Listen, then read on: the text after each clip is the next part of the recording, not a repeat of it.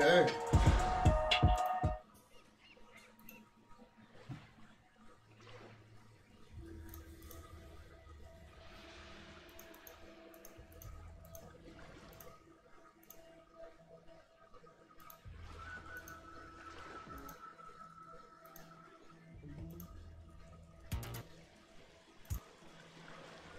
Hello, boys and girls. You're listening to Sense. Your host, Ice Cream Carl. I'm gonna be playing you.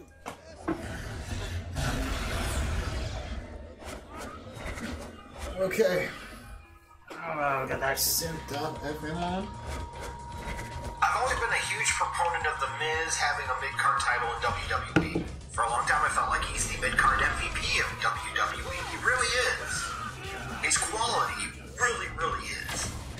And back a few years ago, I always thought it was really important to have The Miz have one of the mid-card titles because you would have 2 to 3 stories that mattered. You would have the world title feud if Cena wasn't involved. If Cena's not involved in the world title feud, then the feud involving Cena. And then when Miz was the IC or US champion, the feud involving The Miz. So you would potentially have 3 stories that matter, 3 stories that the company cared about, 3 stories that had the possibility of making some type of impact or potentially being good. Now, when you wouldn't have one of those mid-card titles on The Miz, it would typically flounder, and the company wouldn't care, and the guy that had the belt wouldn't get over anymore. The feuds wouldn't matter. It would just be random stuff. You're throwing them in as pre-show fodder for the pay-per-view and so on and so forth. And then if you threw Cena into the world title picture, you had your one feud. And you're throwing all of your eggs into that basket, and it was a major problem for the product. So I just feel like from a depth standpoint, in terms of the product, it's better when The Miz is the mid-card champion. Doesn't mean he can always be, but I feel like it's better when he is. But you can imagine my surprise this past Monday night on Raw when I watched as Roman Reigns won the Intercontinental title from The Miz. I was stunned. I was absolutely stunned that this company pulled the trigger and made this decision. Because in part, I'm not a fan of taking guys that you've invested so much into as being top guys and as major stars and basically bringing them down a notch and saying, now you're a mid-card champion. It kind of affects the whole hierarchy of the characters and the product, and maybe it doesn't matter, maybe it is overthinking it, but maybe it does matter, and maybe it's not overthinking it at all. It kind of speaks to that thing of there is no difference between so many of these guys because anybody could have any title in the company, and I guess it depends on your half full or half empty perspective. The half full perspective says that those other titles that aren't the world title would still mean a whole lot. The half empty part would sit there and say, well, that just drops the world title, and that drops these other guys down and doesn't elevate these mid-card titles as props. And that's kind of the way I look at it. Maybe I skew negative, fair enough. But we don't need any internet rumors, we don't need any dirt sheets, we don't need any spoilers to tell us, as of this moment, and granted things are always subject to change, we know what the WWE is thinking right now. We know it. We can see it, we can sense it, we can feel it. They're basically trying to do some Hogan Warrior redo crap for WrestleMania 34. Champion versus champion. Title versus title. Roman Reigns, the Intercontinental Champion, versus Brock Lesnar, the Universal Champion. The main event you got, even if it's the main event most of you didn't want. This is just strange on so many different levels. Number one, you've been building to Roman Reigns versus Brock Lesnar for a year. And you're going to continue to do so. Everybody knows that's where you're going. Everybody can feel that. Everybody can sense that. And the company knows it, feels it, and senses it. At this point in time, while you could say you want to maybe throw a different dynamic in there to try and spark an interest in it, there's also something to be said about if you're already going there and utilizing other things is really not going to make much of a difference one way or another, which I would argue is not going to make much of a difference one way or another, WrestleMania is going to sell out and a lot of people aren't going to care about this match. So what does it really matter? So in that particular case, why would you take your mid-card title and lump it in in with your world title heading into WrestleMania. And instead of using those two props for two different stories to make two matches really matter, you take those two props, those two titles, and you put them into one match where they don't really matter any more than they already do. It's just ridiculous to me. And then on top of that, thinking about it, the thing is, if you want to get away, and maybe the WWE doesn't, but if you want to get away from the John Cena 2.0 comparisons, perhaps you shouldn't literally follow almost to the letter the John Cena style of booking, which includes trying to put a mid-card championship on him, then having him have an open challenge, so that way some of the hardcore fans that value the in-ring action above all else can sit there and soften a little bit on him because they're like, oh, the guy puts on decent matches, and they kind of get fooled in this false sense of security, like it's an entirely different guy when it absolutely isn't. So all the while what's going to happen is this guy is ultimately going to steamroll through several other people until he gets to a match that actually matters. And if Roman Reigns is doing some type of open challenge here with the IC title on Raw each week, which you figure he's probably going to do, it feels like that's what's exactly going to happen. It's going to be one big circle jerk and one grandiose waste of ever-loving freaking time because you feel like every match is either going to end with Roman winning or there's going to be some type of wishy-washy crap.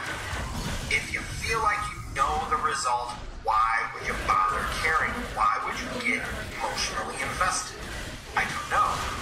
Then also knowing that I believe the Royal Rumble is Philadelphia this year, there could be a very good chance that not only are you taking now the IC title and throwing it on Roman Reigns and putting it into this mix, you're also talking about potentially putting him in the Royal Rumble and having him win the Royal Rumble again to go and face Brock Lesnar at WrestleMania 34. So you're taking two things, the IC title and a victory at the Royal Rumble, that really don't technically need to be a part of this, especially with the brand split. You could have somebody win the Rumble and go challenge the SmackDown champion, which probably works better in this case. You're talking about tying up both your most important mid-card title and just took it off of a great mid-card champion in The Miz, and then your Royal Rumble match, you're talking about throwing behind Roman Reigns again. Just so that way we can get to Roman Reigns versus Brock Lesnar main eventing WrestleMania for the world title again! And you sit there and you get to the point and you're like, all the years they pounded and forced and shoved Cena down your throats and up your arses, they didn't even go to this level to try and get Roman Reigns over. It is honestly to the point where it's getting really borderline pathetic. How many more things do you have to throw at Roman Reigns in order to try and get him over? Furthermore, how many more things do you have to try and throw in to make Roman Reigns versus Brock Lesnar 2 happen and work at WrestleMania 34? And my argument is this: if you have to go to this varying lengths of degree in order to try and make this work the second time around, maybe, just maybe, WWE, this isn't the match for you. This isn't the match for your company, and this isn't the match for the show in WrestleMania in New Orleans come April. When you talk about special attractions, big-time feature matches, and main events of WrestleMania, typically you don't have to throw a lot behind them. You especially don't have to throw a lot of extra shenanigans behind it. It's nice if you do, but it's not a requirement. It is not a necessity. Like, you can sit there and say, Hogan Rock WrestleMania 18, even though it wasn't the main event, it did not close the show because God had the main event at WrestleMania. Good call. Literally all you had to do with Hogan and Rock is have Rock issue the challenge, Hogan accept, and they didn't have to touch for a month, and you would have been just fine. You did that other stuff because you wanted to, you felt like it could help, but it wasn't really needed, it wasn't required, it wasn't necessary. And they didn't have to sit there and put one of the world titles on Hogan and one of the mid-card titles on The Rock in order to try and make this match matter. Same thing with Austin and Rock at 15. It was the first time they faced off in the main event of Mania.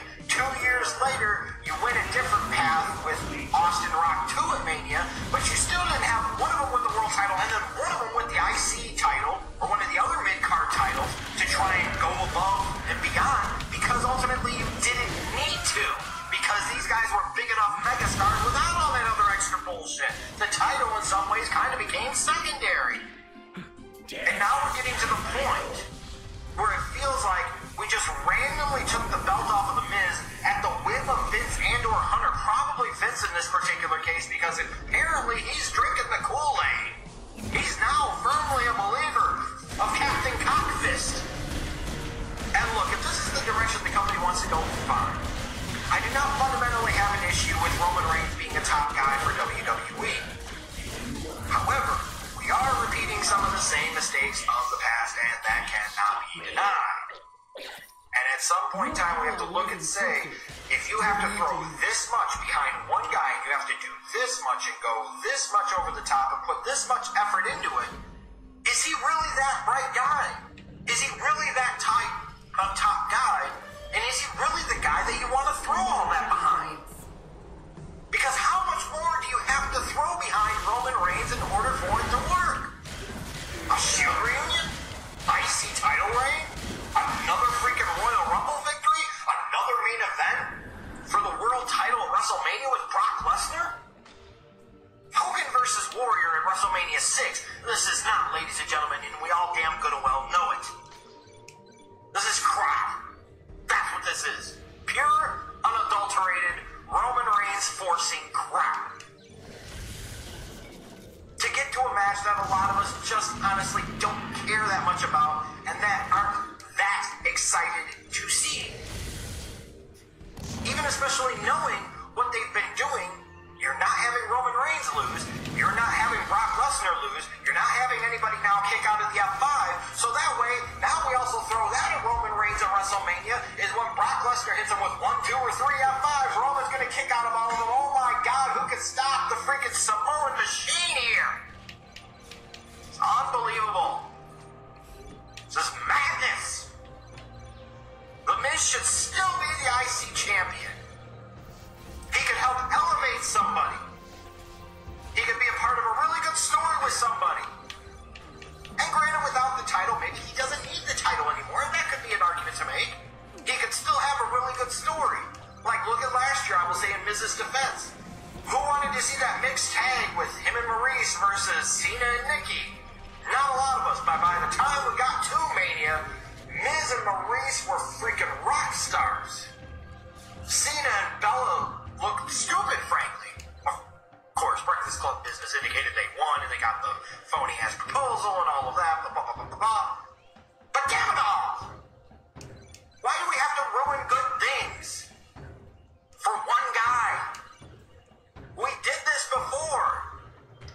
And now, unfortunately, Cena's at the height of his popularity in some sense from a mainstream perspective, and he's barely there with WWE anymore. So the company put over a decade of force behind this guy for ultimately other entities, other media, other entertainment to reap the rewards. Why would you do the exact same thing with Roman Reigns? And if you have to go this far, what does that say for Roman Reigns? And furthermore, if you have to go that far, what does it say about Brock Lesnar? And doesn't it beg a very important question of why you would continue to keep Brock Lesnar and pay him all this money? Because at what point in time do we really start to question what type of attraction he really is? Because special attraction, my ass, special attractions don't show up on Raw in front of half-empty arenas. Period. This is crazy. This is ridiculous. This is one of these things where the company and the leadership of the company just stubbornly dig in their heels, and no matter what anybody says, they're just going to do it. And you know what? It's their company. It's their right.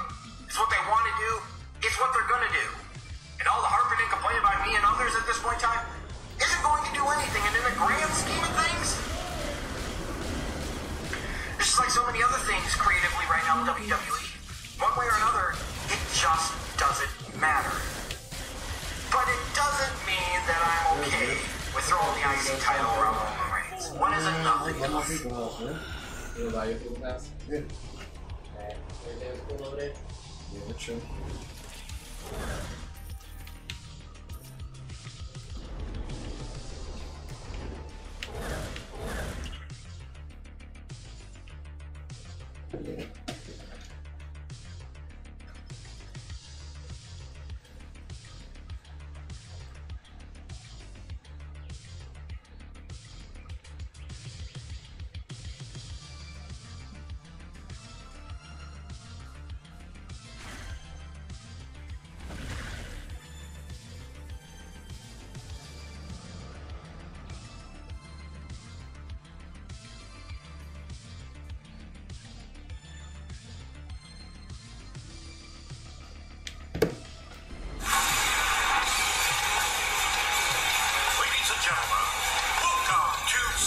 Robert's Wrestling Podcast.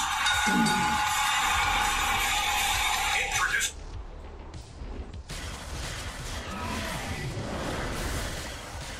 your host from New York, here is Sam Roberts. So let's talk about Raw and SmackDown. The Miz losing the Intercontinental title. The Miz losing the Intercontinental title is a big deal, and probably should have been made.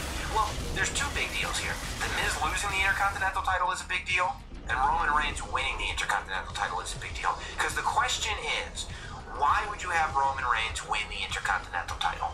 Why would you have a guy who's in the main event already, who's already got everything, who we already know is going to get a shot at the Universal title, and maybe is already the guy who's going to beat Brock Lesnar? Why are you now also giving him the Intercontinental Championship? Especially when The Miz is doing the best stuff of his career. And there's a couple of points to make on that. Number one, it does prove that The Miz elevated the Intercontinental Championship. The fact that it would even be put on Roman Reigns. The title is not being put on Roman Reigns to elevate the championship. Miz already did that, and it's natural. Here's why I think it's happening, and why it's actually not bad for even people who don't like Roman Reigns.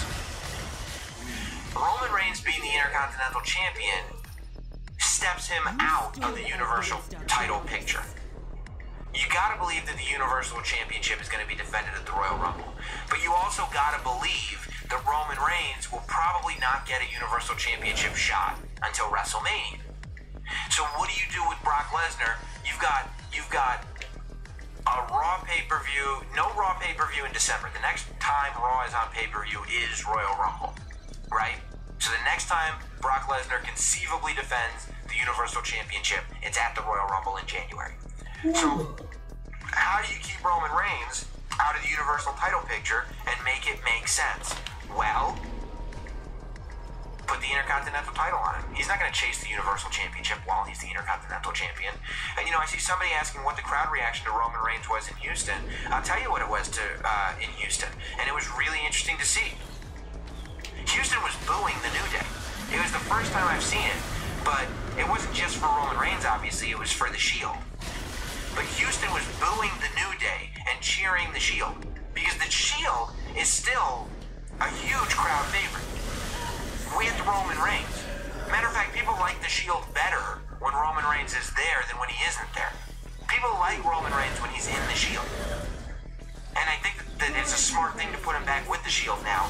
And you talk about New Day, when they break up, even if they're singles, still being friends, not like turning on each other. I think that that's what's going to happen with the Shield. I think that by WrestleMania, Roman Reigns will be back to having singles matches, but I think he'll still be buddy-buddy with Dean Ambrose and Seth Rollins, because he'll still have that magic Shield dust on him.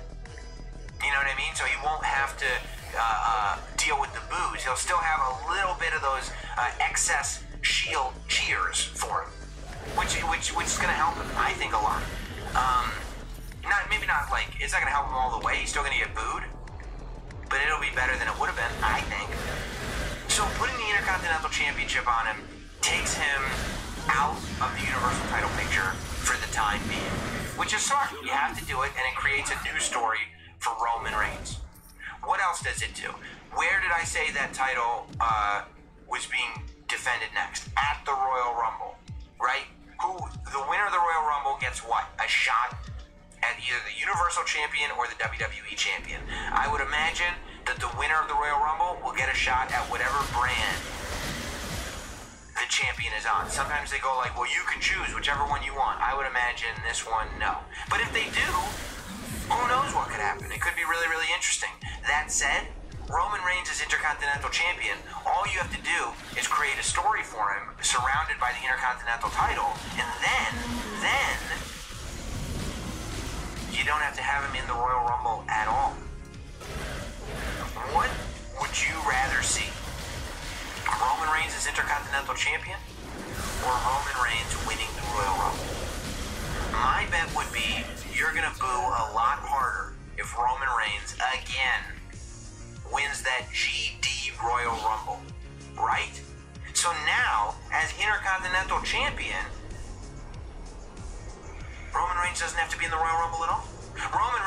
have to be in the Royal Rumble at all.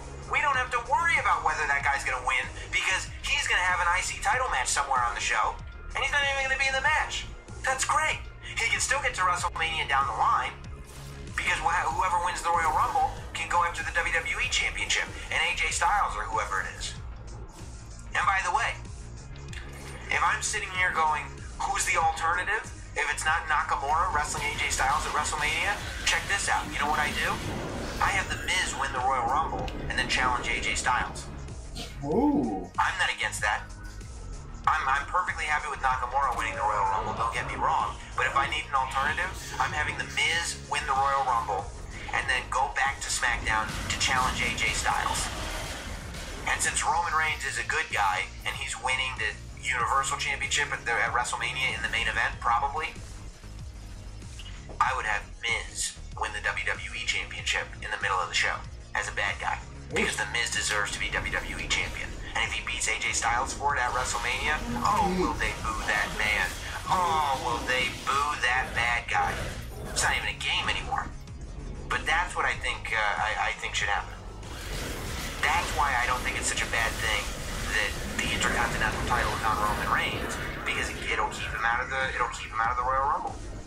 We move over to, and we'll talk about the women in a minute, but we move over to SmackDown, and I see a bunch of people on the Facebook page, and they're saying, is Daniel Bryan turning heel? Is there going to be a Shane McMahon Daniel Bryan thing? Look, I think they definitely are building tension between Shane McMahon and Daniel Bryan. I think if you're paying attention to the story, it makes way more sense for Shane McMahon to be the heel. Shane McMahon is doing way more bad guy stuff than Daniel Bryan is, but there's definitely tension between the two. I just don't know how they settle the tension because Daniel Bryan can't wrestle. We heard about it last week on the podcast. There's an 85% chance he's coming back, but only a 20% chance he'll be in a WWE ring. So, what are we doing here? How are we going to make it so that Daniel Bryan gets his revenge? I don't know. Maybe they'll be represented by people. I'm not sure. But I don't think we're going to see Daniel Bryan and Shane McMahon, even in a tag team match, compete against each other. I wish. That would be a dream match for me to see. But I don't think it's going to happen. But I do think that there is tension building purposely, and I think that either Shane or AJ is going, Shane or Daniel is going to is going to be a bad guy in this thing. I think one of them is going to have a heel turn here. Let's talk about the women. John says, I'm sick of the McMahon family stealing KO's main event. I'm assuming from Kevin Owens. I don't know. I think it's a story, and I don't mind it. I see Steven saying you'd also think a move for Finn Balor to SmackDown Live would help. Raw at the moment has big men. SmackDown Live has the better wrestlers. I would be all in favor of Finn Balor going over to SmackDown. What about Samoa Joe challenging AJ Styles after winning the Royal Rumble? I'd be okay with that, but honestly, I'd rather have The Miz win. I'd rather have The Miz challenge AJ Styles. But I am all for Finn Balor going over to SmackDown. I think that'd be very, very refreshing. I think Samoa Joe is actually doing really, really well on Raw. I would keep him on Raw for now. I think there's big things in plans for Samoa Joe, and I would imagine a match that I pitched for WrestleMania last year will go down at WrestleMania this year, and that match is Samoa Joe versus Braun Strowman. I think it'll be WrestleMania. It could be Roadblock End of the Line. No, Fastlane. Fastlane is the one in February. Roadblock End of the Line isn't happening this year. Fastlane is in February. So it could be at a Fastlane pay-per-view, but I think it'll be at WrestleMania. That's my prediction for Braun Strowman at WrestleMania is Samoa Joe. That's what I would do. Not really a prediction, more of just like, if it were up to me, that's the way we would do it.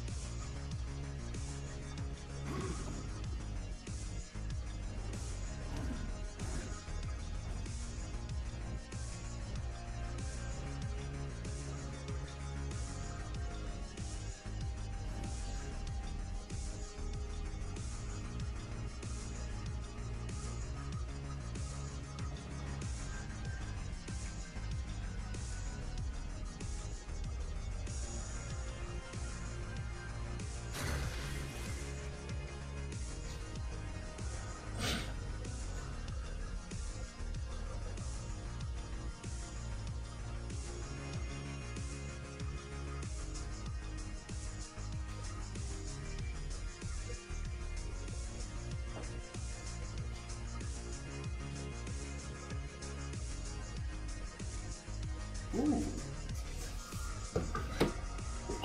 Watch out, Toriyama's about. And has he forgotten something? Again? Hey guys, Masako X here. For a very long time now, I've been requested by you guys to make a video about Ten Shinhan. What's he about? What's happened to him? Where is he gonna go? Well, the problem with that is that unfortunately, there's not really much you can talk about. Well, at least not right now. Now, back in the day though, back in the original Dragon Ball, he was an excellent foil and companion to the Z Fighters, and in fact, he's one of the founding members.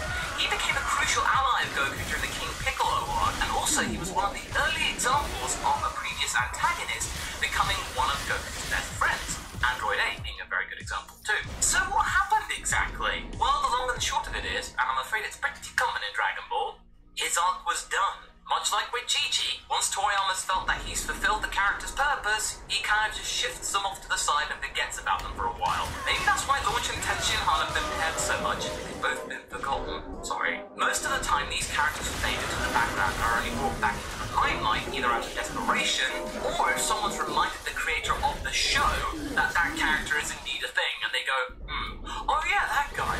Maybe I should do something with him. Eventually. It's actually really short shrift for Ten Shinhan because he actually heralded in some of the series' firsts. What exactly? Well, how about that whole flying thing? Here's a quote from Toriyama. As the enemies kept getting stronger, using Nyoibo or flying around on Kintoren just wouldn't cut it anymore, so the characters had to start flying themselves. When Ten Shinhan first flew, I remember thinking, hey, this is pretty useful. And when I thought of depicting Ki visually in the manga, it really made things easier, like with the Kamehameha and whatnot. And on reflection, it's not so bad for Ten Shinhan because Toriyama actually did come up with a sort of epilogue. At least it gave him a conclusion, albeit not ideal in the eyes of some of his fans. Stoic Ten Shinhan mainly does farming in addition to his training. He can split into multiple bodies and grow extra arms, so harvesting the crops grows quickly. He was found by Launch, who fell in love with him at first sight and had been constantly pursuing his whereabouts, and even reluctantly lived together with her. But she wasn't cut out for farming, and Ten Shinhan has no interest in romance, so she left after just a few days.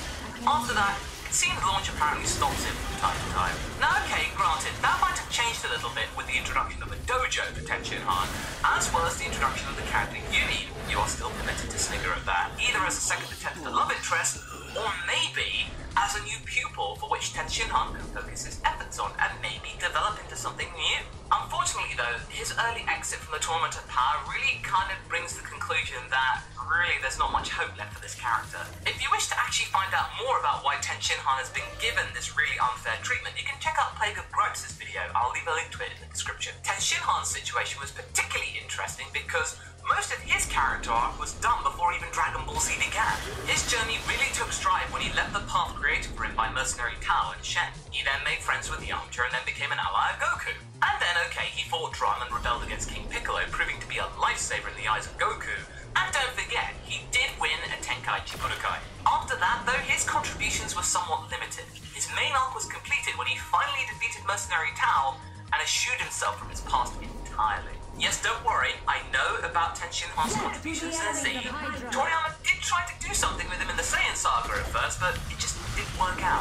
Having Ten Shinhan valiantly sacrifice himself for the sake of the Earth just proved to really be a bit of a bum note, because we know about Dragon Ball Z in death, it doesn't really have a consequence, so we know that he's going to be wished back with the Dragon Balls eventually. In a way, Chaozu's sacrifice was more impactful than his, because at the time, you couldn't wish people back twice. That's why we went to Namek, to try and fix that problem. All this sacrifice would have been much more impactful if it came from another show. And we also mustn't forget the scene in the Cell Saga where Ten Shinhan bravely fought against Semi-Perfect Cell and used the Ki Koho to try and prevent Android 18 being absorbed and allowing her and 16 to escape. That cannot be ignored, and in fact, that action alone could really sum up Ten Shinhan pretty nicely. He is the straight guy, he gets the job done, he will do what's necessary. He wants to become the best fighter possible. But that is the big problem for Ten Shinhan. That real desire is not possible because we got a Goku. His desire to surpass Goku came from the days of Dragon Ball when that was much more possible, but nowadays? Good luck. And if you're thinking that maybe his character can change, his mood can change, he can become a better person, well, it's not really possible because he's already quite stable character.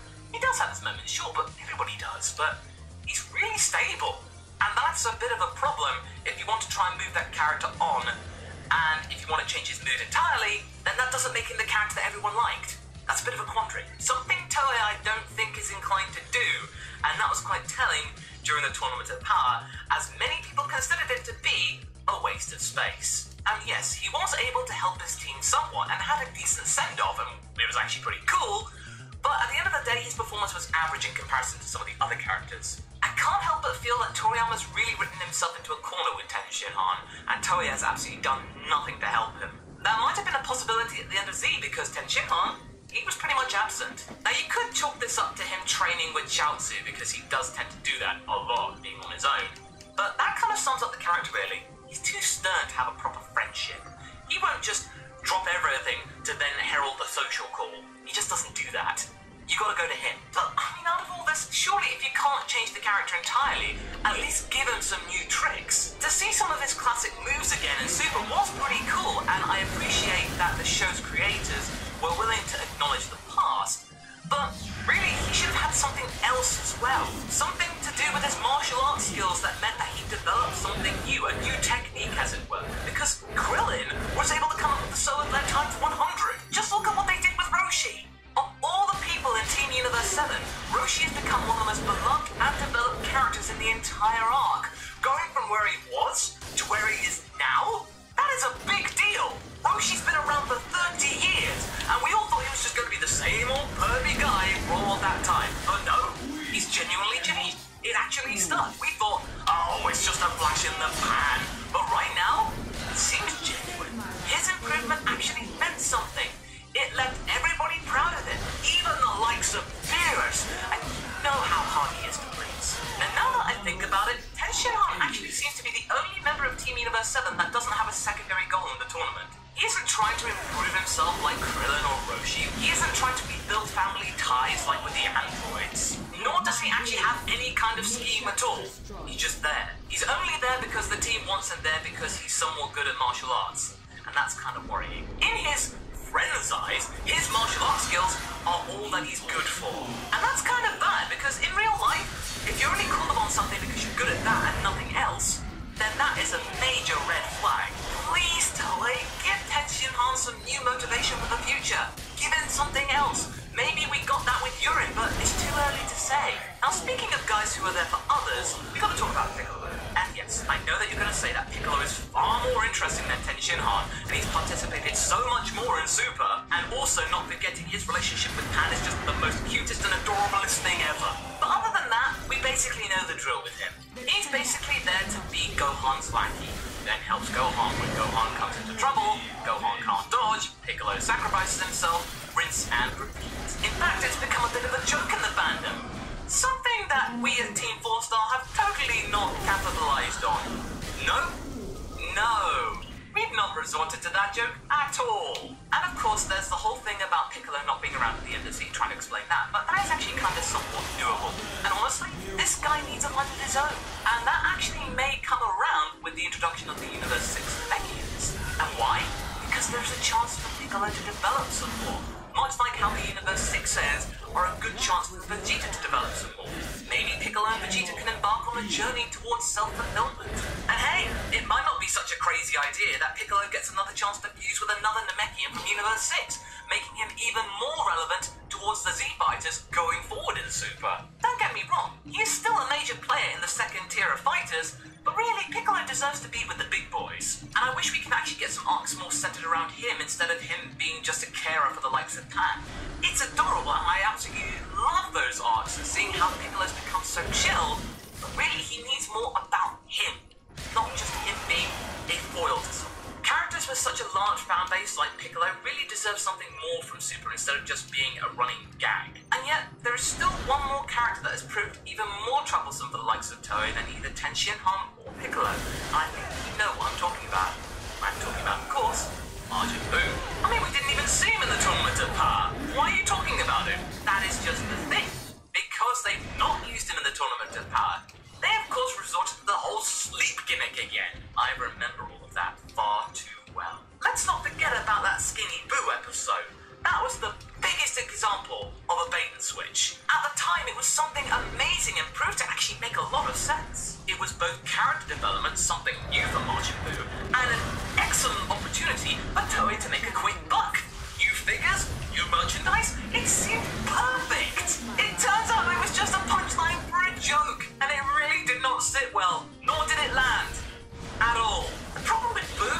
very similar to the likes of Tenshinhan, in that he has no additional motivation in which to grow. Yes, he is quite powerful, and don't get me wrong, his healing abilities would have been absolutely crucial in a tournament of card. He could have been a real help to Goku after he used Ultra Instinct twice over, you know, healing him up so that means he can be ready again almost immediately. But if you were there, then I feel like his motivation for being there would have made the whole thing seem somewhat off. I remember the reaction when we found out that Boo was going to be replaced by the likes of Frieza, and everyone was up in arms. And that all came off the back of the disastrous Resurrection F arc. The guys over at Super seem to have a pretty good handle as to what they're going to do with the likes of Frieza.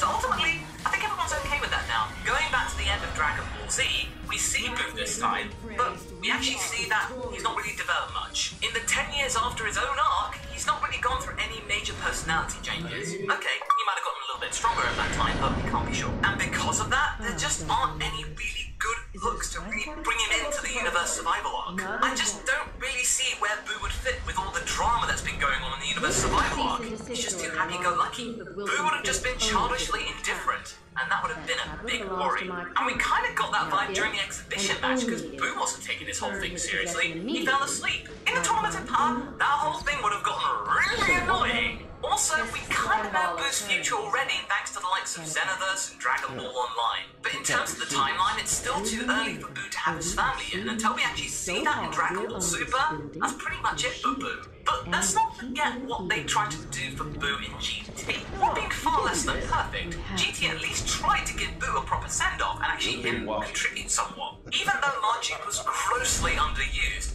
him reconnecting with Majin Buu was a really interesting plot point. I feel like Toei's learned something from that, and I don't think it's a good lesson. It's just meant that they're not going to take risks anymore. They're just going to keep Majin Buu the way he is because people like him, somewhat, and he is profitable. That is it. However, there is a plot point that could be quite intriguing, and it all has something to do with Kid Buu. Because a lot of characters have been stating that having the likes of Kid Buu in Universe 7 seems pretty odd. That there is just one bad egg, that universe just so happened to have that one demon. Maybe there are other deadly Majin lurking around in other universes. So once all these powers actually go back to their respective universes, something might be awoken, because at the moment the World of Void is its own thing, away from the universe. But once that barrier is gone, who knows? After all, he does have some experiences with fighting evil versions of himself. Now let's bring this all back to the whole thing concerning character arcs.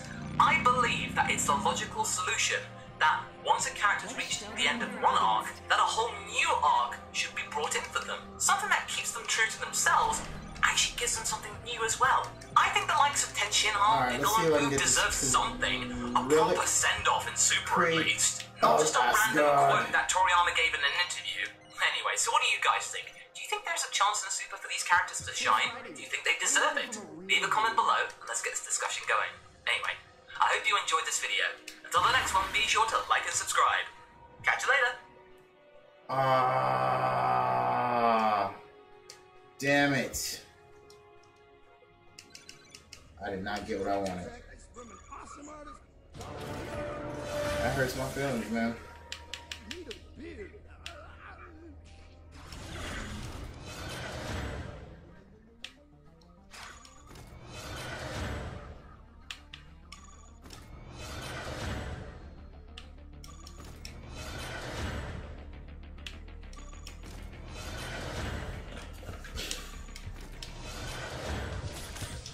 I'm so damn sad this game is closing down tomorrow. God, it sucks. Alright, let's queue up another video. Let's see, what do we got? What do we got? Got anything interesting? Ooh, Dragon Ball and Power Ups. This is a good one. So yeah, that escalated quickly. Hey guys, MasterCoX here, and welcome to part 2 of this endearing discussion about that really weird and interesting enigma of Dragon Ball that is power levels. In the last episode, we talked about Jiren as well as some other antagonists in the show, which caused some uneasiness amongst the community. We also came to the conclusion that the whole thing about power levels is intrinsically linked to the show thanks to the show's creator, Akira Toriyama. He basically hardwired the whole concept into the actual makeup of the show. Without it, it wouldn't be the same. So if you're thinking that I'm going to be finding a solution to the problem, then I'm afraid that you're going to be disappointed. It's just the way it is. But we're still going to talk about it though, because it's going to begin today's episode discussing a certain couple of Saiyans from a certain universe with an even number. I think I know what you're thinking. You're talking about Universe 6 Saiyans, aren't you, Marsico? Why, yes, indeed I am. Caulifla and Kale. These two Saiyans can actually tap into similar transformations that our main list of protagonists can. The fact that Caulifla and Kale, as well as Carla, can actually tap into the same power is not just a game changer, but it's also a potential leveler. However, the biggest issue that people have with these Saiyans actually acquiring the powers is not because they actually acquire the powers in general, it's because of the speed that they acquire it.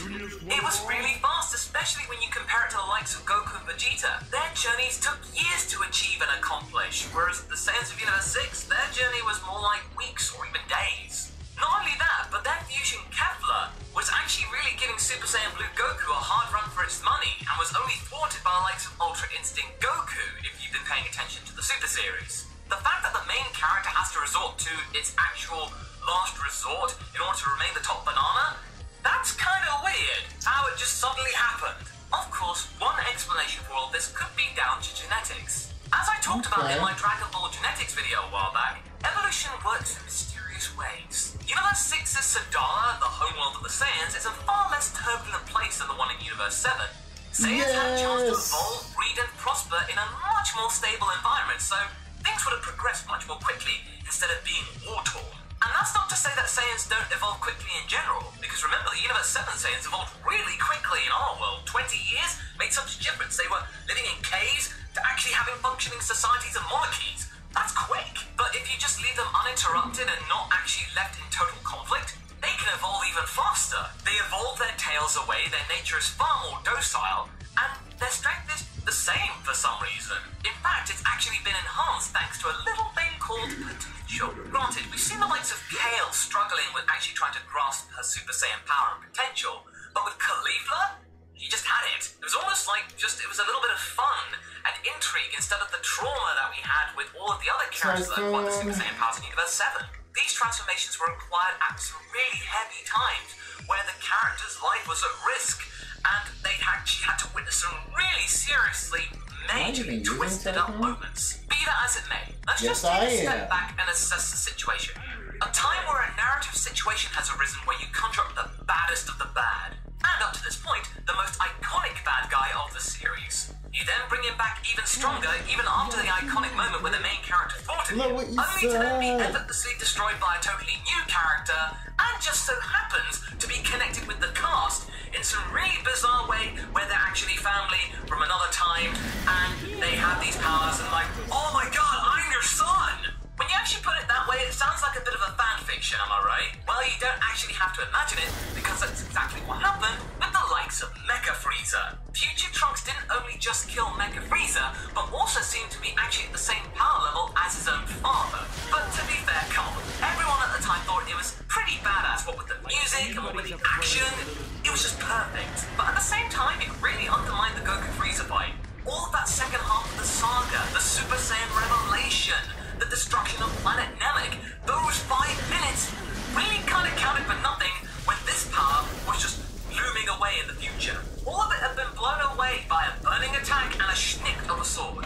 Yes, I know, Trunks is a very beloved character in the world of Dragon Ball. I personally absolutely love Trunks. I really like his character, but I think at the time the only reason people looked the other way in this regard is because Terminator 2 happened around the time when Trunks was introduced. You know, Trunks basically being John Connor, because, you know, Toriyama likes his movies. Then there's the history of Trunks, considered to be one of the best movies/specials of the entire franchise. That took about the space of 18 months from when Trunks was first introduced to that being brought out. So there was a lot of time when Trunks was just this guy who just appeared from the future and claimed to be Vegeta's son. There was a lot of intrigue and mystery, and a lot of people are thinking, well, who is this guy? His lineage sounded like a Vegeta X-Bomb fanfiction in some ways. But you know what? We didn't care. We loved him and we still love him. The only reason Mecha Frieza came back was to showcase Trunks' power and where the story was going to go. And it's almost categorical proof that Toriyama's method of raising the stakes was actually being implemented. Can you imagine the reaction of what would have happened if Perfect Cell fought the likes of Gotenks? Well, actually we don't have to imagine that, because we kind of saw that in the anime with Cell actually being kicked by Pycon. Yeah, that was weird. Now, speaking of Gotenks, you could write an entire essay about the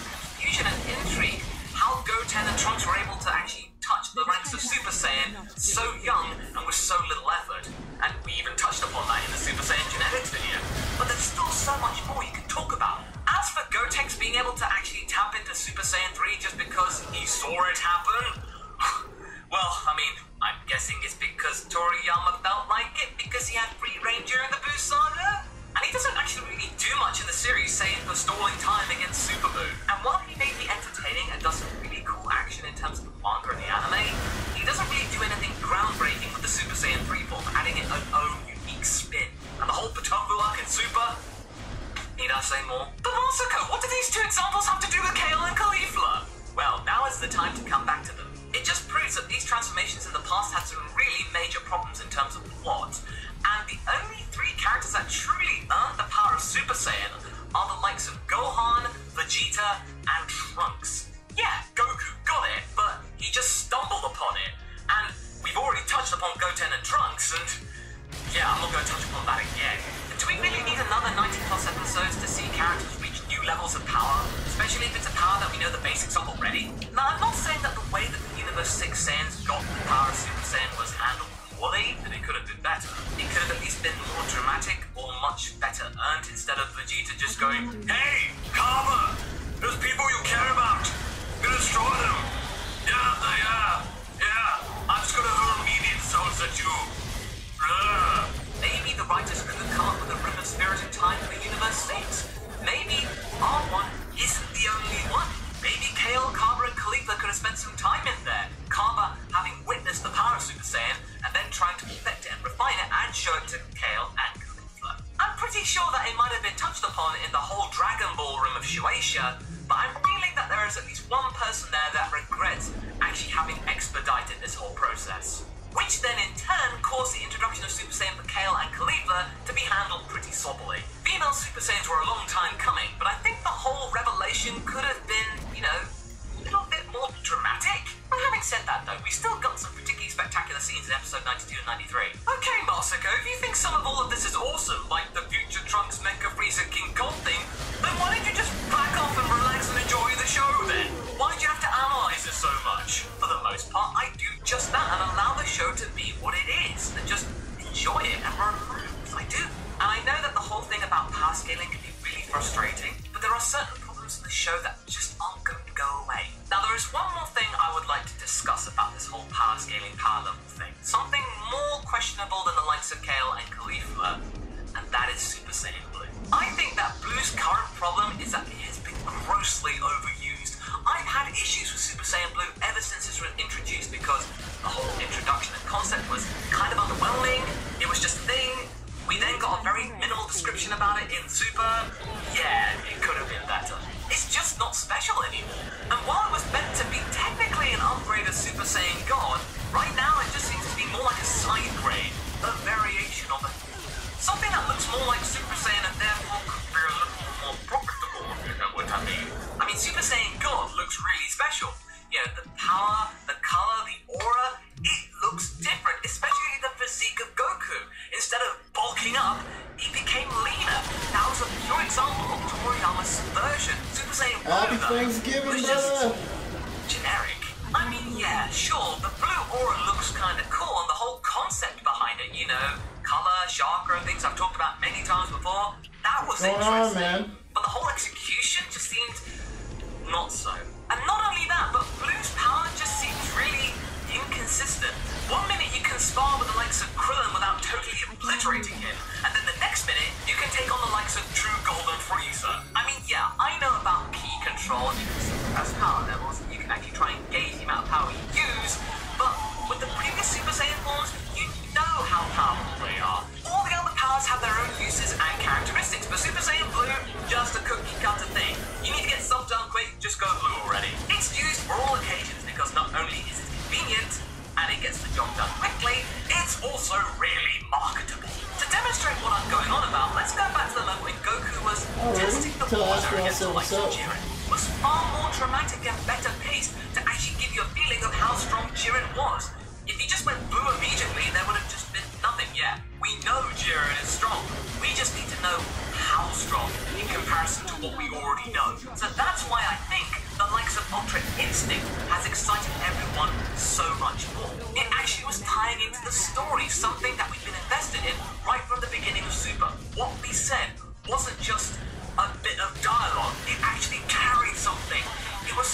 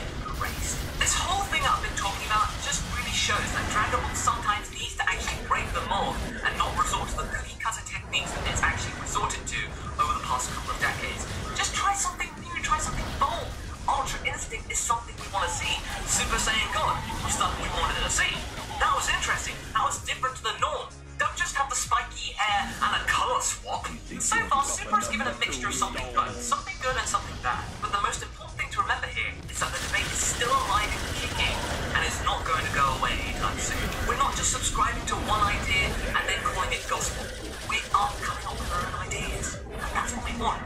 It's interesting, it's a melting pot. That's what I love, that's why I make these videos. And yeah, I know that sometimes power levels could be considered utter bull, and we should sometimes just try and forget about them. But they're there, they're not going to go away. Dragon Ball is something that sparked so much enjoyment and inspiration in all of us, it's gonna keep lingering in our minds for decades to come. Pretty much the moment that we die, we will still be thinking about Dragon Ball. It's not going to go away. The one thing I really want from all of this is that I really hope that Toei, Shueisha, and everyone else involving in the writing of Dragon Ball Super come up with some more cool ideas for Kale, Caulifla, Ultra Instinct, all the things that Super's introduced. We need to think of some more original ideas. Something that just doesn't resort to the convention just for the sake of nostalgia and profitability, and not try and cheapen the idea of Super Saiyan, because that's the last thing you want to do with Dragon. So what do you guys think? Do you like what I said? Do you think there are other foibles that Super has, or things that it's actually done really well? Leave a comment below, let's get this discussion going. Anyway, I hope you enjoyed this video. Until the next one, be sure to like and subscribe. Catch you later!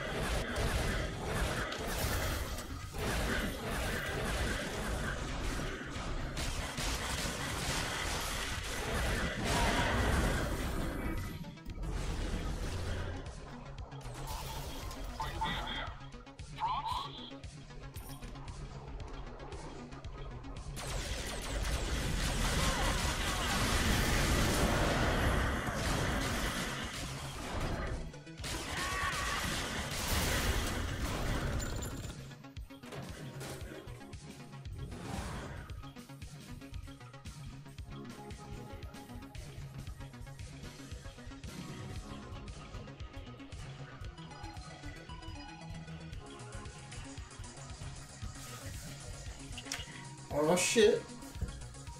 Super Villain Showdown.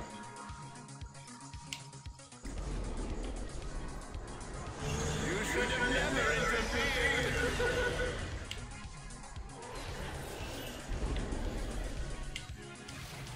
You should have never interfered.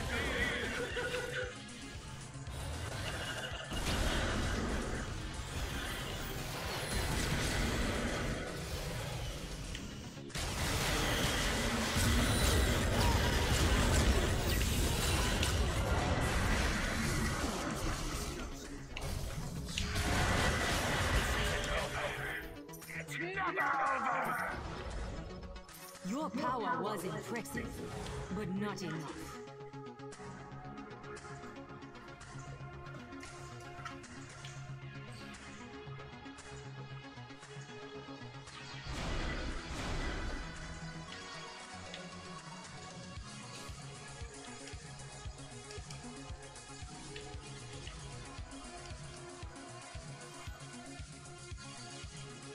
Ultron, Captain America, and Thor. That's dope. Oh, classic Luke Cage and Iron Fist. Nice. Oh, Black Statue Goblin.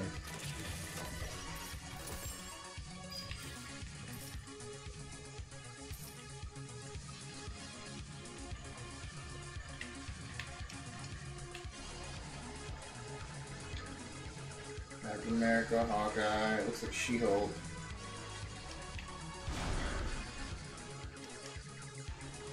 Marvel Heroes, posters.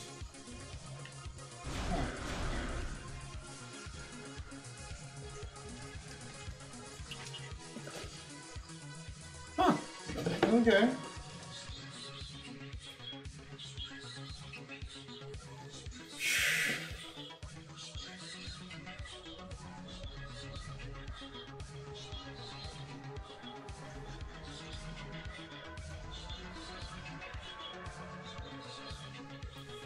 me a second. Let's find something to listen to. Let's go to the podcast.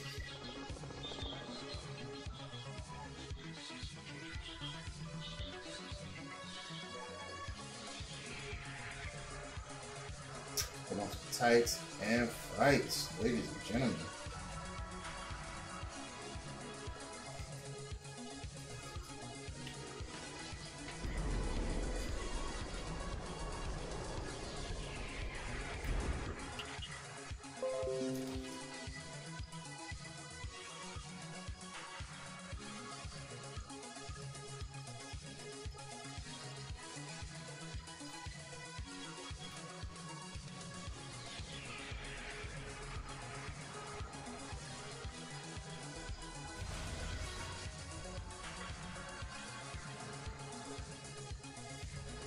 Huh.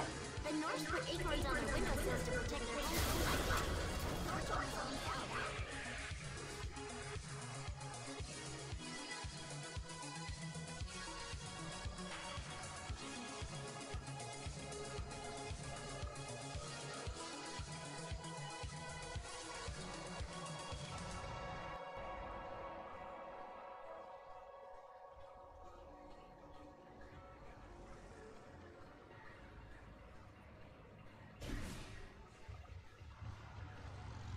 I don't really want to reaction.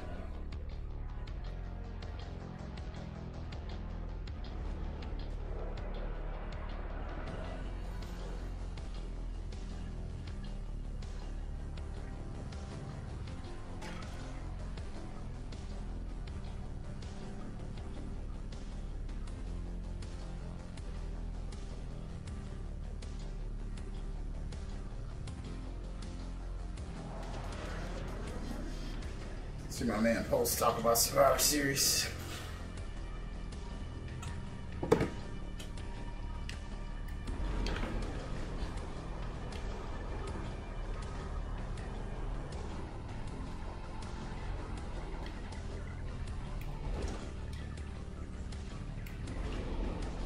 You have the bearing of the Queen, or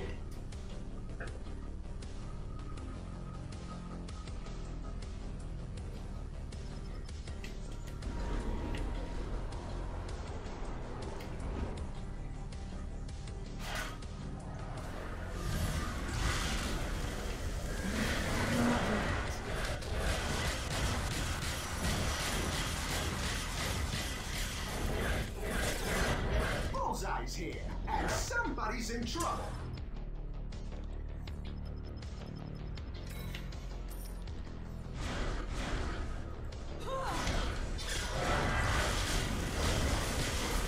That don't look too good.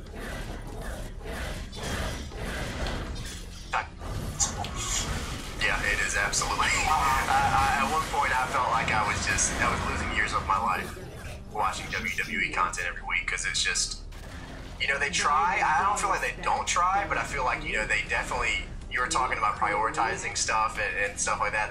They very much so prioritize their content to the point where you can tell. Like there's no reason to watch SmackDown every week. There's just no reason. They don't give it the same love as they do Raw. I was a good cop. Yeah, you're right. Although, I wanted to. I had such high hopes for 205 Live. It's not that I don't like it. I like it. I enjoy it. But it doesn't get its time to shine, to your point. And when it gets into the flagship, it's kind of like this. It's just like to kind of just conserve time, waste time, and it's not really a focal point. I never really feel like that.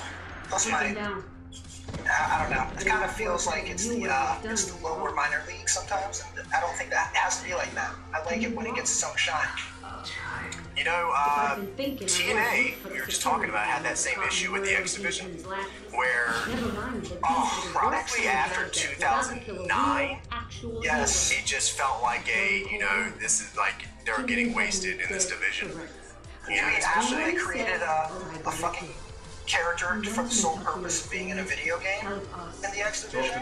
Well, you know, so you would think that a lot of people would be turned off by that, but the amount of people who watch, or at least watched my videos back when he was doing his thing, fucking loved Suicide. They loved him. They just were so enamored with the character. I never really was like super, like I was never really super into it, you know? But it was just kind of, it's just crazy that people were attached to that character named Suicide from a video game. And then they named him Manic. And, you know, like, that's like a whole weird situation. But yeah, a lot of people actually were super enamored with the character, really enough. But the X Division fell off, and WWE fell off even quicker than that. It was like, it just doesn't have that same feeling as the CWC did, you know? They're not presented as stars. Yeah, I loved the X Division. I loved it. I even liked it when they had that X hanging at the top and they had the matches. That was like the number one, yeah, I mean, like the first, like, they do them a little too often now, but back when they first started doing it, you know, like the early 2000s, I mean, all of those matches were good, so, I mean, it's just, CWC needs a match like that, like a reverse battle royal, where you have to put the ladder up, and then, do you remember any of those matches where, like the Dixieland match, where they had to take a ladder and go to the top of the ramp, and then put the ladder up, and then climb the ladder? Do you remember? I vaguely remember. I don't remember it exactly, but yes, I can, like that spot you're talking about. Yeah, I'm waiting for 205 Live to come up with their own stupid matches and have stuff like that, because I feel like they have to. Like, especially with people like Drew Gulak, who's doing like the no flying thing, like a match where like, you know, you can't use the top rope or you get disqualified, or just, I don't know, just make it something like that. That'd be pretty interesting. Because as much as people hate on the Dixieland match, it wasn't even like an awful match, you know? Like, it wasn't terrible. So, something with 205 Live would be interesting. I think you and I are on the same page with TNA when we think about it. We're all about kind of like the in-ring story. We don't really have to rely on the backstage stuff. We don't really have to rely on the writing. We can appreciate. You can appreciate what's going on in the ring, and a lot of the time TNA delivered there. And like, you know, segue back to the match tonight. Like, you had all those heavy hitters in that main event, and they kicked ass. I mean, like, when you have those types of heavy hitters, both young and legends and Hall of Famers, like, it's gonna deliver. I mean, these guys can fucking stand apart from one another for 5 minutes. The place is gonna go wild. And like, we did it for a minute, and we did go wild. And like, Nakamura was dope, and like, I know you fucking love that dude. I love that dude too. But like, at the same time, like, the moment of the match for me was when he was like, "Come on," to Triple H. Was like, that was the moment of the match to me. That was awesome. That was yours? I think mine was him and Balor, because they just had, you know, too sweet of the forehead on the like, that was pretty cool. You were talking about hard hitting. The entire card was pretty hard hitting tonight. You know, most of the time WWE they'll pull some punches, but tonight, I mean, even down to Charlotte and Alexa, they were beating the hell out of each other. I love that match. That was probably my third favorite match on the card. Behind, I'd give AJ and Brock, just because that's a dream match for me. I give them top knot. I give the main event second, and then Charlotte and Alexa. I was conflicted. Alexa's from my hometown. She's from Columbus, Ohio. I've become a big Alexa fan, but I think Charlotte's the greatest of all time, personally. But at the same time, she brought it, man. Those little back dimple piercings, like, they just pop out. Yeah, she brought it. Like, well, being an Alexa fan is easy because she almost never loses. Have you noticed that? She almost never loses. That's insane. I am a front runner like that too. She's just so mean. She plays it up so well. She's just like, I just love her character right now. I mean, I know it's hardly still. It works. It's funny that you would say that you really like Alexa, because I've been pretty critical of Alexa for the most part. Yeah, I mean, especially with the division that they have right now. You know, and Becky Lynch is one of them, where it's like Alexa's been more or less on top since she got caught up, and then people like Becky are just forever like just falling behind more and more, you know? And the thing is too, is this is something I feel like there's only like 2 legit women stars in WWE right now. Like, I feel like Asuka and Charlotte are like the only 2 women who feel like stars to me. And I think that even like when you look at the big Survivor Series women's match tonight, I even felt like that the entire way through. Like, Asuka got in the ring, I was like, okay, this is a big deal. Nobody else knows. That's right. Okay, so what constitutes best in class female wrestler right now? Like, is it? I think it's just their presence, I man. understand where you're going. Do you think it's their presence? Okay. I just think it's their presence. I was thinking more and more of like, okay, I think Asuka and Charlotte could go 30 minutes without a bunch of rest holds and kick ass. And no, absolutely, and you know that for sure. I mean, Charlotte was when she got called to the main roster. I didn't even think she was the best of the 4 horsewomen, and now I think she's arguably the best on the entire roster. Yeah, which is kind of nuts. Selling those ribs tonight too. Yeah, it was. I mean, they did a great job. I really didn't expect that. I didn't expect them to give them that much time. They got a pretty. It felt like a pretty long damn match. And I think they delivered pretty well. And like I didn't think they would, just based. I knew Charlotte could bring it, but I wasn't sure if Alexa could bring it because I feel like some of my things I was critical on Alexa for was sometimes I feel like she doesn't bump herself or anybody very well. I feel like the match is kind of surrounded around Alexa, and she kind of just takes over for that. She never really makes the other person look very good. That's fair. I mean, and it might have something to do with her size. She's only 5 foot, and it's just. I don't know, but that's the thing is like when you have like a big thing with Charlotte who's like 6 foot tall and Alexa's like 5, Alexa's gonna sell her ass off for Charlotte. That's just like the only way this is believable because for the beginning of the match it seemed like I didn't know where this was gonna go. I was like, well, here we go. Alexa's not very much selling for Charlotte, and I was like, oh, here we go.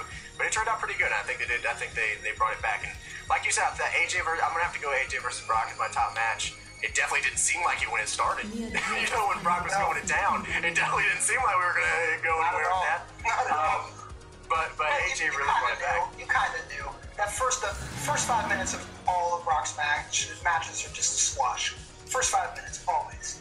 But I think it needed to be like that, otherwise I wasn't going to believe that AJ could even have a chance. Because if all of a sudden AJ's like throwing punches and they're having an effect on him, I'm like, come on, really? Yeah, really? that's true. But like, they did that for a minute. Yeah, you're right. But going back to Charlotte and Alexa, like, I want to see that match again. Again, it doesn't have to be in the next couple of months. Like, I like it when WWE draws the shit out. I love it. Like, I know they're on different brands. I want to remember this one, and then when they meet up again, they both remember it, and then they recall that. That shit will be fire. Because we know we're getting at some point Charlotte and Asuka, and that's gonna be the best shit ever. And I hope we're there. I hope we're there to see that shit live. I've been hearing rumors that they're going to do a shakeup before Mania, maybe around the Rumble time. What do you think? Would you like to see Charlotte go over to Raw for maybe a WrestleMania Asuka match? That'd be pretty good, I think. It was funny you said that because as I was watching the Raw SmackDown Women's Survivor Series match, I'm sitting there like, man, Raw is killing SmackDown right now in terms of star power. Yeah. Right, especially when Charlotte's not on that squad. So I'm like, I don't know, that'd be a conundrum a little bit, right? Conundrum, because it's like, what do? Like, do you really take Charlotte off that show? Then you gotta either switch someone over or Becky's the main player, and Becky, man, they haven't set her up. Becky got a second. Yeah, that was bad. I mean, it feels like Becky always gets the short end of the stick. Always. Well, what's going on there? What do you think? What the hell is going on there? I don't get it. She's super over everywhere she goes. Yeah. But I talked about this the other night on it when we were talking about NXT. I think it was Terry Funk that said it. You get good at taking the fall, brother. That's all you're ever gonna do. So I mean, maybe that's just kind of where they're at with Becky. Becky is kind of like an underdog babyface, so like she can just keep taking L's, and then when she gets the W, that's kind of what they did when Bayley did the Superstar Shakeup. Bayley I was very surprised. Didn't Bayley get eliminated by Tamina? Yes. I'm pretty sure she did. I think so. Yes, she did. That's pretty sick. I didn't expect that. I don't watch Raw, so I understand. From what I understand, from what people tell me, Bayley's kind of got lost in the shuffle. And you remember that NXT takeover before it was takeover, man, in San Jose. She was so over. It was. Yes, it's her hometown, but still. Did you see the back? Okay, so do you remember the backstage segment before the women's match where Stephanie was kind of talking to everybody backstage? Okay, so the way that she was talking to everybody was like, you know, trying to hype them up, and then the way she talked to Bailey was like she was dressing her down. It's like, no more hugging, Bailey. Stop hugging. You know, you need to get your head in the game. It was just weird to me, since Bailey's finisher is a hug. I mean, like, what exactly do you... That's why I feel like with Bailey, it's like they want her to be this when she's that, and I feel like she's kind of gotten lost in that whole thing. It's like, who is Bailey? Because I don't know anymore. What is Bailey supposed to be representing? You know? Not NXT. Yeah, no more hugging. Oh my God. What if Stephanie just doesn't like hugs? She doesn't seem like a hugging No, she's not a hugging person. Yeah. Have you seen her smile? Have you seen that smile? Right. How do you look that sinister on a daily basis? It's crazy. Can you imagine? Oh man, like, yeah, I don't want to go there, but you know what I mean. I saw her in real when we were. I can't remember what show it was. It had to be WrestleMania. And we went backstage. I don't even know if we were supposed to be there, but we were there, and we just kind of went in. And Stephanie was there, and she's taking pictures of people, being really nice, and she's just got this sinister smile. Looks like she's just gonna turn you around and German suplex you, man. Like it's crazy how it's supposed to be intimidating. Doesn't even talking to Stephanie. And that's how I feel like whenever I see the women period on TV with Stephanie, is they all look super intimidated. And that's like an issue because like they're the wrestlers, man. They should not be intimidated by Stephanie McMahon. And that's just how I feel about it. But I completely agree, but I think that, like, you know, I've known a couple of people who've been writers, right, or like interviewed WWE. You know, when I was on the game side, you know, I'd always talk to people on the WWE side. And when they interview, they're interviewing with Triple H. They're interviewing with Stephanie. Like, these guys have their hands in everything. So when they're interviewing with those guys, they all say the exact same thing. Triple H, nicest dude ever when you're talking to Stephanie. Oh my God, is she intimidating? And when we think about that, yeah, that would, like, I don't even know if that's necessarily her fault. I think it's just we, as people who've grown up with her, we just have this thought of her in our mind that, like, especially being Vince's daughter, seeing her on television, seeing the characters, like, it's hard to, even when you're right in front of them from a business perspective, it's hard to separate that. It's really hard to separate that. I mean, being a McMahon is kind of, you get starstruck the second you see him. I mean, it doesn't matter how many times I've seen Vince walk by me in real life. Every single time I'm like, that's fucking Vince McMahon. You know what I mean? Like, it's just... At that point, you're not saying half the shit you say on Twitter. Like, no, dude, not at all. I remember, I think it was SummerSlam. I think it was the very first event we got invited out to. 2K14 with, I think Sitterson was the community manager at the time.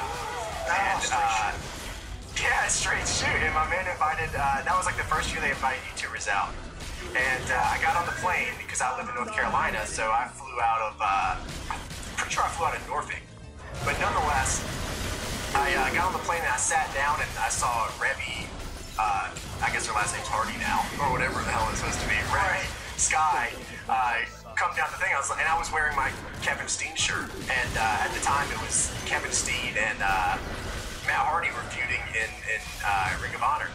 And I remember seeing her come down the way, and she looked at me, she stared at me, I was like, oh, Diz, what the fuck is going on? And I immediately recognized her. She's crazy. You want to talk about intimidating? She is crazy intimidating. She's got like a spark in her eye that she could like kill you at any second. It's insane. She's a spark plug. Make a wish! It's crazy. But anyways, Matt Hardy comes up the aisle after her, and we sit there and talk, and we're talking, you know, just about Kill Devil Hills and just kind of like the beach area in North Carolina. And I'm talking to him, and of course, you know, he mentioned the Steen shirt and all that, and he took a picture of me. I actually have it up on I don't know if it's up on my Twitter anymore, because I think I deleted some tweets from way back. But he tweeted it out, and he went to go to my profile, and he's like, why do I have you blocked? And I was like, oh, fuck, dude. I don't remember, man. It was something crazy. And then Revy looks at me, he's like, yeah, why does he have you blocked? Because you were one of the goddamn minions. And this is 2013, 2014 Pulse, man. Yeah, this was one of the like, best it's like, man, like, of course you were spitting fire with no consequences at all. TNA, ROH, I wasn't watching nothing WWE at that point. It was just all of that. You're like, fuck James Lauren, that is, man. Fuck that dude. I mean, to be fair, WWE around this time, this was like, you know, it was pretty bad. It wasn't awful, but it was pretty bad. They butchered the Punk thing, and then, you know, it's just, it wasn't the best of the best, but, yeah, but it was just funny to me that, you know, Matt Hardy had me blocked. I'm like, I looked the other day, Shawn Michaels has me blocked. The only thing I've ever tweeted about Shawn Michaels is that AJ Styles is better? AJ Styles is, I think, is better than HBK. Well, okay, so that's actually kind of sad, man. That means he's got some thin fucking skin, if that's the case. That's the only thing I've never, like, followed him. I've never even gone to his profile. Somebody just linked me to a tweet of his, and I was like, fuck. That's crazy, dude.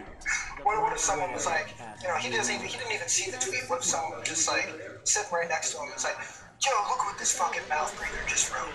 Absolutely. That's what I wonder, like, if they just, like, auto-block people. You know, they have a guy that just goes, they just block anyone that has WWE in their profile, just block them. Don't worry about it, man. Don't even want to just get ahead of it. So, we were talking about that Survivor Series women match. And one thing I want to say about that, one thing I want to say about that is, did you get the feeling, I tweeted this earlier, but I got the feeling that, you know, once it got down to, I think it was Asuka and, was it Nia? Was it Nia or was it, yeah, it was Asuka and Nia.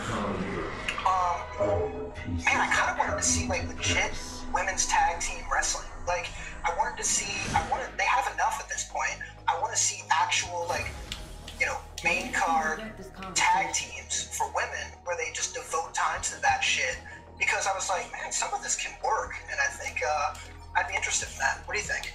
Like the old, keep bringing it up, TNA, the women's tag team division? Yeah, that's where the issue comes in.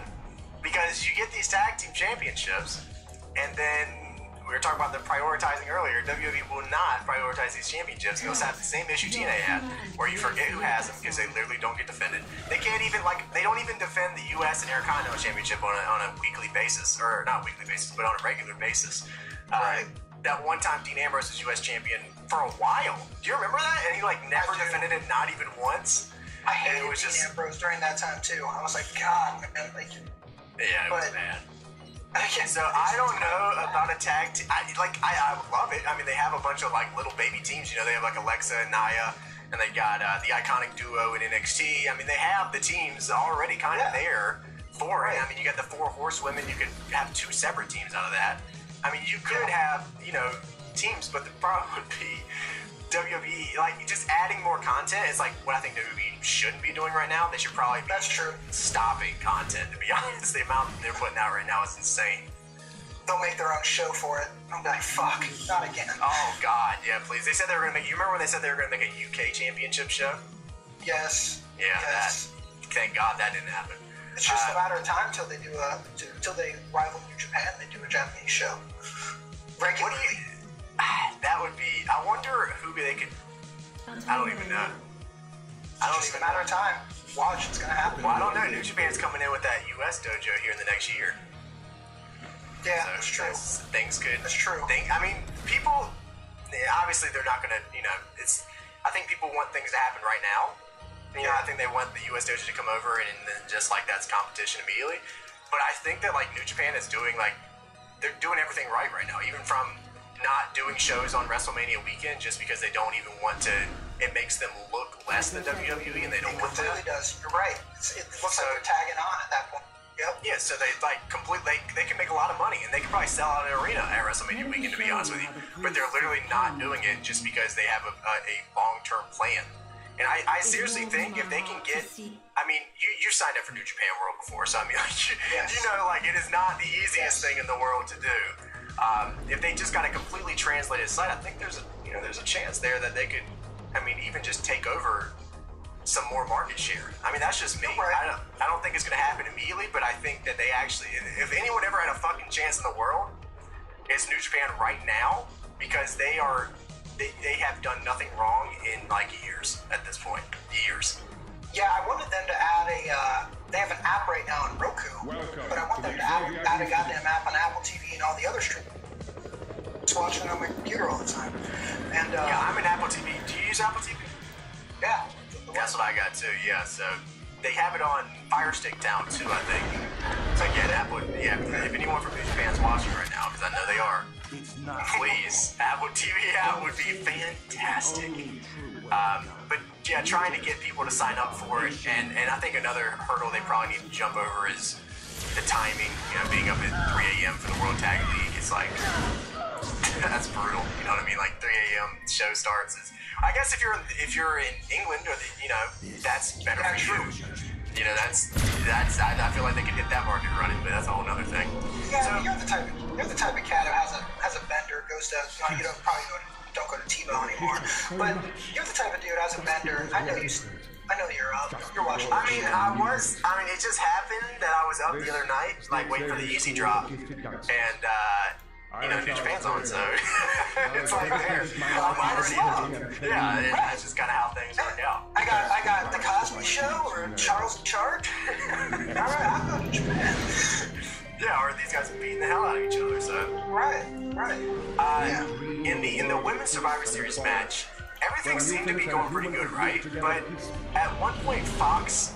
It was Alicia Fox and Naomi, if I'm remembering this correctly. And I think Naomi eliminated Alicia Fox, if I'm remembering this correctly. But there was a botch where the referee went 1, 2, and then like his hand hit the mat, but it was like out of it. Naomi put her into a submission, and he like literally broke the submission up and pushed her out of the ring. He did. I think it was bad. And commentary had no idea what was going on. Yeah, the match took a hit. Yeah, bad. I agree. Do you think it ever got caught back up? What'd you say? Do you think it ever, like, I feel like the flow of the match just like took a huge hit. Do you think like it ever like caught back up towards the end? Yeah, at the end it did. I think when it got to the final 4, I think it picked up again. But like once that happened, once that botch happened, I think you're right. It was a definite lull because it broke the flow, broke the commentary flow, other than 5 fucking people being on the table. But it, I swear, man, I can't get over that shit. It's like, I'm on a shitty podcast, not this. This is an amazing podcast, an amazing program. Damn right. I do a shitty podcast where we have 4 people. How the fuck can you have 5? And actually, you are talking over one another every second. There's no way that's a good idea. It's just not a good idea.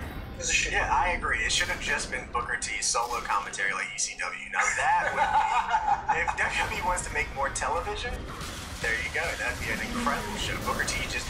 Honestly, new idea. A new YouTube series on WWE where Booker T reacts to things. That would be a good YouTube series for WWE. That'd be the best shit ever. You wouldn't know whether Booker T had Tourette's or whether that was his real gimmick. He'd just be busting out, 5 times! And it would be incredible. 2 million views first day. Incredible stuff. Trending #1 every country. Yes. Can you imagine in that women's match if Asuka lost? Because I thought for a second it was looking like that, and I was like, bro, is she really about to fucking lose a Survivor Series match as her first loss? You really thought that? I didn't, man. I felt yes. I didn't. Because I don't trust him. I don't trust her. She didn't get a lot of ring time at the beginning, and I'm like, oh, this hopefully Asuka will just clean house in the end. Like, I felt like that the whole time. So when that shit happened, I'm like, fuck yeah, man. All right, cool. Let's do this. Let's go. And like, I don't know. She can't do any wrong right now, but I can't believe like you have little faith. You have that, and you're playing up to your crowd, bro. Fuck, dude, I watched SmackDown every week for an entire year. Anything can fucking happen. That's insanity. Fuck. If Asuka went to SmackDown, she would have already lost. She would have lost right away to Tamina and Lana. So yeah, I definitely thought there was a chance that I don't know what agents or what writers were writing what. I don't know what was going down here. They could have had Road Dogg booking this one match for all I know. My man is the genuine best booker of all time, dude. Just it's crazy. Yeah. I want to see it now. Just to piss you off. No, you don't. No, you don't. I'm gonna tell you right now. I do. I gotta see it. I love it when WWE, specifically you. I think they're like, okay, we're watching the IG show tonight. We're gonna write exactly what he doesn't want. We're gonna make that shit happen the next day. You joke, but for like a few weeks, I swear to God they were, and they were just fucking with me. Because I would be like, please don't fucking do a singles guy tag team main. This was like a thing for a while. Please don't do a singles guy tag team main event next week. Please, for the love of God. And then it would be like Randy Orton and fucking Shinsuke versus, you know, just two random people. I'm like, man, come on. Because that was like the biggest thing was like back when SmackDown was like not live, they would do that every week. I remember seeing it in the gym when I would go. And like I would look and it'd be like, oh, it's fucking Randy Orton and John Cena versus, you know, Aiden English and friends. And it's just like, dude, what is this? Like, you know what I mean? Like, what is this? And because I mean, they all watching your shit. You're right. They probably are. Like, and I don't blame you. Like, you had me up till 2 a.m. last night watching this because it was good.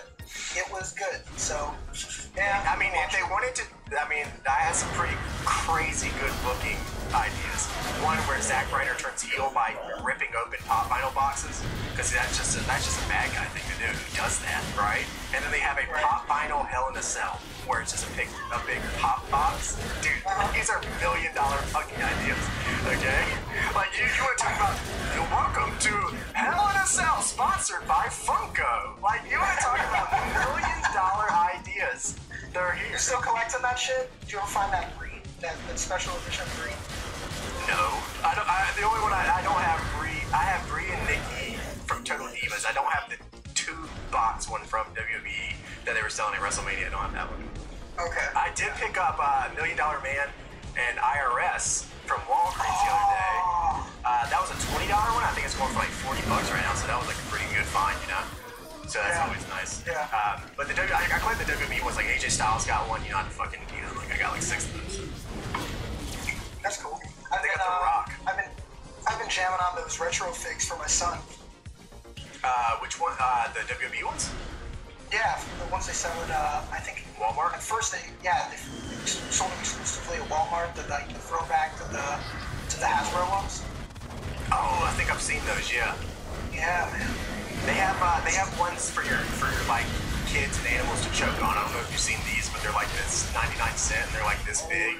And they're like super choking hazards. It's just like, that was what my friend said when I went. He's like, dude, what, are these like specifically made for people to choke on? Like, it was just these little baby things. I'm like, I don't know who the market is for this because it ain't me and it ain't a little kid. WWE's just trying anything. One of my favorite lines that came out with toy-wise was the zombie one. I think it was what it was. Have you seen that line where they got like the guys like Brock, he's a zombie, like that shit? Like, I had to pick up a few of those. Did you? Of course you did. Of course you did. I had to. I mean, you know, I don't collect the figures very much, but like, I got Shinsuke's first figure, I got AJ's first figure, Samoa Joe's first figure. I don't watch WWE. Man, I got those figures. You gotta put some respect on my boys, bro. I mean, AJ's, I had to get it. It's just sitting in storage right now, but it's there, you know, one day. You know, if I ever have a kid, he'll be very happy because I know he'll come out the womb. AJ Styles! His first words. AJ's better than HBK. Oh, that's good. I'm glad you said that. But, dude, you're right. The women's match dropped off, but your girl won it. She looked like $1 million. You know. She always does. What's gonna happen next? Well, I guess she takes the title, right? That's one of the things me and Tubby were talking about last night was, is it weird that a lot of these teams that, or not teams, but a lot of these wrestlers that go on streaks don't go for the belt? Like, you know what I mean? Like, if someone in MMA goes on like a 2 or 3 match streak, usually they're #1 contender. You know what I mean? For the most part. Because at that point, I mean, at that point, they're like, because MMA is a little different. You know, it's, as much as I like to say that it's like you beat 3 people and you get the title shot, it's more like who Dana White wants to, you know, fucking fight. Right. But that's why you also got to remember though. MMA is obviously different, but with WWE, you have to. Yeah, theoretically, it makes sense to keep rotating that shit, but like at the same time, these guys are traveling to house shows every week. They're practicing constantly to get to the point that when they are on pay-per-view shows, when they are doing, you know, a big event, and they're shining when they can say they can, when they have that time. So, you know, it's a little different, but I wouldn't mind. But that's why King of the Ring, shit like that needs to happen on the reg, so that you have those closed type of tournaments, and you feel like you get that MMA flavor and that feel without having to sacrifice like the long builds or the event to event type heat or pops that people get because you've been working with them for multiple months. It seemed like for a while WWE had like a pretty big boner for tournaments, and then they just dropped it like a sack of hot rocks. I don't know what happened. You know, they were basically going to every indie tournament ever, and they were just like, you know, looking and seeing how they're formatted, and they pretty much, I mean, the CWC might be, and I'm gonna go out on a limb here, and I don't know if this is hyperbole. I doubt it. No, it's not. Okay, it's single-handedly the best produced like WWE one-off they've ever done, and that's a shoot, brother. That's a shoot. The CWC? Yeah, I think that's yeah, that is the best one-off they've ever done. Has there ever? I mean, we got the network. It's there. So if there's anything else they've ever done that's better than that, I've never heard of. I'm gonna have to get back to you there. I'm gonna challenge you. Get up with me on Twitter. Because I would love to see it. I would, you know, if there's anything better. I mean, every match after the first round was so everything just felt so crucial, and it was just you were hanging by a thread the entire time. Like I still remember. Like I shouldn't even still remember. You know, Code. I mean, Ibushi was like the star of that entire thing, but him versus Alexander was fantastic. Brian Kendrick did a fucking burning hammer. Like this, like it has to be the greatest. Like you could go back at any point. Just because it was filled with all the boys that you're like, oh my god, and it's made. I can't help that my boys just happen to be the best wrestlers in the world. I can't help that that's just kind of how that works out. So hipster fan. It's just, they just happen to be the best, and I can't help that my boys also just break out fucking burning hammers whenever they feel like it. You know, like that's just like next level shit right there. Man, you were talking about SmackDown versus Raw, the old SmackDown games. All your favorite wrestlers today were basically pulling the shit that those old SmackDown games would allow in the game. Fuck this real shit. Like, we're jumping off trailers, we're jumping off fucking dump trucks and shit. Tell me that, okay, I want to hear from you. What is your favorite WWE game of all time? Here Comes the Pain, by far. Shut Your Mouth is pretty good. You know, I never played Shut Your Mouth. I never played it until I'm just playing it right now. Because I just always play Here Comes the Pain.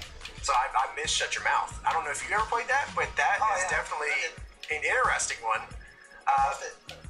Because there's no sound bites, right? There's no talking. But they have one sound bite that I found the other day where Rob Van Dam's backstage and he goes, "It's Rob Van Dam." So it like scared the piss out of me because no one's talking, and then all of a sudden RVD says one thing. Just like little things like that are just incredible to me. Those games back then were amazing because they were so dramatically different from the Opti games and the 64 games. Right, yeah, so absolutely. When those started coming out, you're like, oh man, this is my shit. And you know, so I go, Here Comes the Pain's my favorite, but then I gotta go with a classic. WWF Royal Rumble on the Sega Genesis was my shit too. Oh Jesus Christ, that's way back. You're so old school, dude. You're so old. That's because I'm 35 fucking years old, man. That's not even old. You're not even there yet. Yeah, no, I can still get it. It's probably still go. You could say lit and like you would be okay. I mean, look at your hat right now and tell me you're old. That's right. That's right. Look at your hat and tell me you're old. That's true. What games did you work on when you were at WWE Games? So I was a game designer for SmackDown vs. Raw 2000, and then which one? SmackDown vs. Raw 2011. Okay.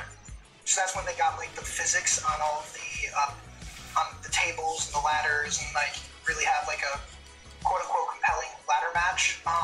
So I actually designed the Road to WrestleMania mode that year. So like.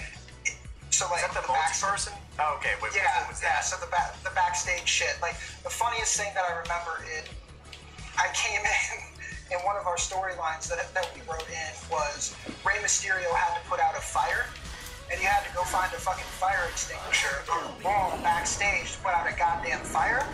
And I'm sitting here because I don't know if you guys know when you design those games, but you know our engineering team was in Japan, so like. I was a designer, which means I painted the picture. So like, I'm literally like, if the joystick moves up, what is it exactly happening when that happens? Right. When you're following, what camera type are we using and what should it look like and shit? So like, I'm trying to design fucking Rey Mysterio finding a goddamn fire extinguisher and then translate across a goddamn ocean what should fucking happen with this scenario. And I'm talking to these guys about what a fire extinguisher looks like and where it's normally located backstage and how to actually put that on a wall. And then they fucking like come back to me and say, a day later, they'd be like, oh, we don't have enough engineering time to put it into an actual physical like fire extinguisher box.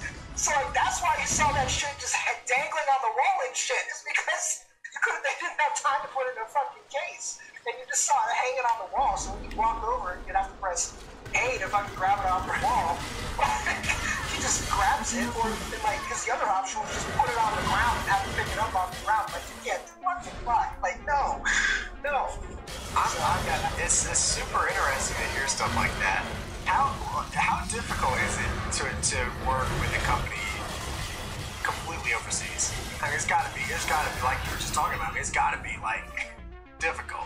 Because I know that I believe some of the 2K, I don't know if it's true or not, but I think some of the like did Brian go over to Ukes, or what's the deal with that? Or I think Brian is now on the Uke side too. So like Brian was actually one of the guys who helped get me into WWE, like on the game side, because I was at EA Sports. I was a game designer at EA Sports at first, and then if you could have asked me when I was younger, what are the two things you want to do? It would be like, okay, sweet, like EA Sports and then WWE, and I got to do both. Like now it's just like I'm just dying at this point. But like back then, it was like I interviewed with Brian. Brian brought me in, and Corey Ledesma brought me in.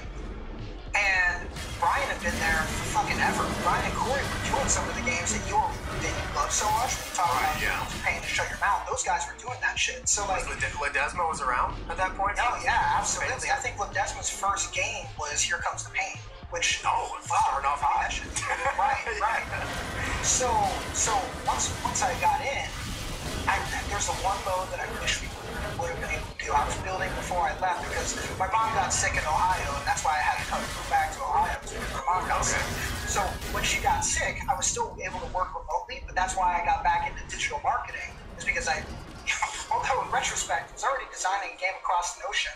How the fuck couldn't I design a game across the country? That's your house. Yeah, why not? But so I came to digital, but then it sucks because I was building WWE Ultimate Team at the point at that time. Really? Yeah. Oh man, we mentioned that at those meetups so many times. Yeah. So many times. I even have some of the old design doc because I was making it where you were like Bret Hart 97, Bret Hart 90, Bret Hart 92, like they were all going to be different cards with different skill sets and different attributes and different moves. It was going to be so sick. But, historically... Stuff gets put on the floor. I mean, it's what it is. Yeah. And then also, historically, the online has always been kind of whack, so... Yeah. I saw that when I was streaming earlier. It's still got no better. Yeah. I saw. But man, that's heartbreaking to hear. We've talked about it before with like silver John Cena's and gold John Cena's and platinum John Cena's, and like you can just do so much with an Ultimate Team. And maybe one year, I feel like maybe eventually it'll make its way around. I can't imagine like these companies are making so much money. I mean, they know that. 2K knows that. You know what I mean? They do it with NBA, so they know. So I mean, eventually it's got to make its way. And they announced recently that most of their games going forward are going to have microtransactions. So I think that we'll probably see it. I mean, if you're going to have microtransactions, Ultimate Team and my team, these are the best things you can do for microtransactions. So yeah, you're right. So yeah, I was working on that, and then I did digital for WWE 2K12, not 2K, but WWE 12, and then took a hiatus, and then came back for 2K15, and then left again. So I still maintain relationships with those guys, but that's why I'm pumped to be on the show, is because I still keep up, still watching the shit all the time, the whole wrestling universe, not just WWE shit, and it's cool to be on talking with you guys about the show tonight because I'm gonna say it. I thought the show was lit overall. Like, when you think about I dropped the lid. I'm a tag team guy too. Well, let's talk about the Usos match, right? So versus Cesaro and Sheamus. What'd you think of that? You posted the Usos are corny, and I was They're like, corny wow, as hell. I'm about to drop the swiftest block I ever done in my life. That's crazy. Yo, that's my team, dude. That's my team. I love them. But they dropped candy bars. Like, they were talking about bars for like 5 minutes. I'm like, come on, guys. Yeah, but they said it spun around into the Uso penitentiary. I didn't think it was gonna go anywhere, and then they spun it into the Uso penitentiary. So I mean, like, that was okay. I thought the candy bar thing was a little corny. You're right. I'll give you that much. But I still was okay. I wish the Usos could be who they are, because they'd be raw as hell. They would be legit. Like, but that was hard hitting too. We were talking like this whole fucking night was just dudes beating each other up. It was great. Yeah, you're right. Oh, that dive out of the ring from tag. Oh yeah, that's one of my that's like one of my favorite spots they do. There was another spot. There was like a false finish where they did the Samoan drop where Cesaro had him up for a power bomb in the corner, and then I think it was Sheamus that went up and he tried to do something and he turned into a Samoan drop. Like they went for the false finish there. That was incredible. So I mean, I think I would have rather seen the Shield versus the Usos just because those are my boys. But I thought that the bar did pretty good. Yeah, no, it was great. It was a good one. The Usos dropped the splash. I'm just glad they won because me too. It made sense. I mean, it made sense because the bar shouldn't even be the tag team champions on Raw right now. That was like a whole situation with the New Day and everything where I don't know if you caught the video package. Like I said, I don't watch, but from the video package, New Day came in and then it ruined the match with the Shield and they got a quick victory. So I like that the Usos won. I thought that maybe they would have gone with the bar, but that turned out pretty good. These dudes on the chat, they're sitting here like, yo, I like the Usos. They just fuck. Alright? Damn. But they're good. They're awesome. I mean, they're a great tag team. You gotta remember, most people in here watch me. You know, they went through the SmackDown hell. Okay, they went through the SmackDown hell where the only redeeming quality was the Usos. So we put respect on their name 24/7. That was like for weeks, months. It was just the Usos. It was like, please, just do the Usos. Praying for the Usos. Because AJ, yes. That's exactly how it was. We were all like, because AJ wasn't wrestling on SmackDown. AJ was like the champion, and they're just like putting him in dark matches, and it's just like, bro, what is going on right now? Like SmackDown was just like, oh man, it was brutal. It was bad. Especially going off of, I don't know if you don't watch weekly, but I don't know if you caught any of the shows like James Ellsworth, AJ, and Dean, like that whole thing when they were doing that. Where James and AJ had the ladder match and stuff. Do you remember that? Yes. You know, I told you like I binged. Like, yes, I fast forwarded through a lot of that shit because I was kind of like, I wanted to have the choice to not be sitting there watching that kind of shit live. I just like, I wanted to have that choice. So like, I always binge watch that stuff. But yeah, I caught Ellsworth. I caught all that shit. It was that was good television. That was like top tier. It was. I think that it dropped off a little bit, in my opinion. You probably kill me for this, but it dropped off a little bit when all of a sudden he's with Carmella. I'm like, man, I'm not down with that. But I know you love that shit. I know you probably love that shit. So here's what I love, because I've talked about this before too. Is I felt like since Raw is so in the ring all the time, that SmackDown should do more stuff outside the ring. Like they should do stuff outside the arena even.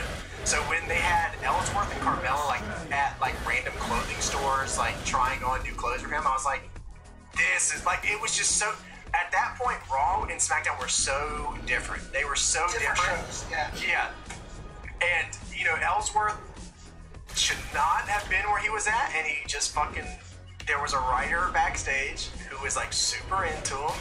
And it was like, let's do this, And this guy, and he was never, people hate on him a lot. I see a lot.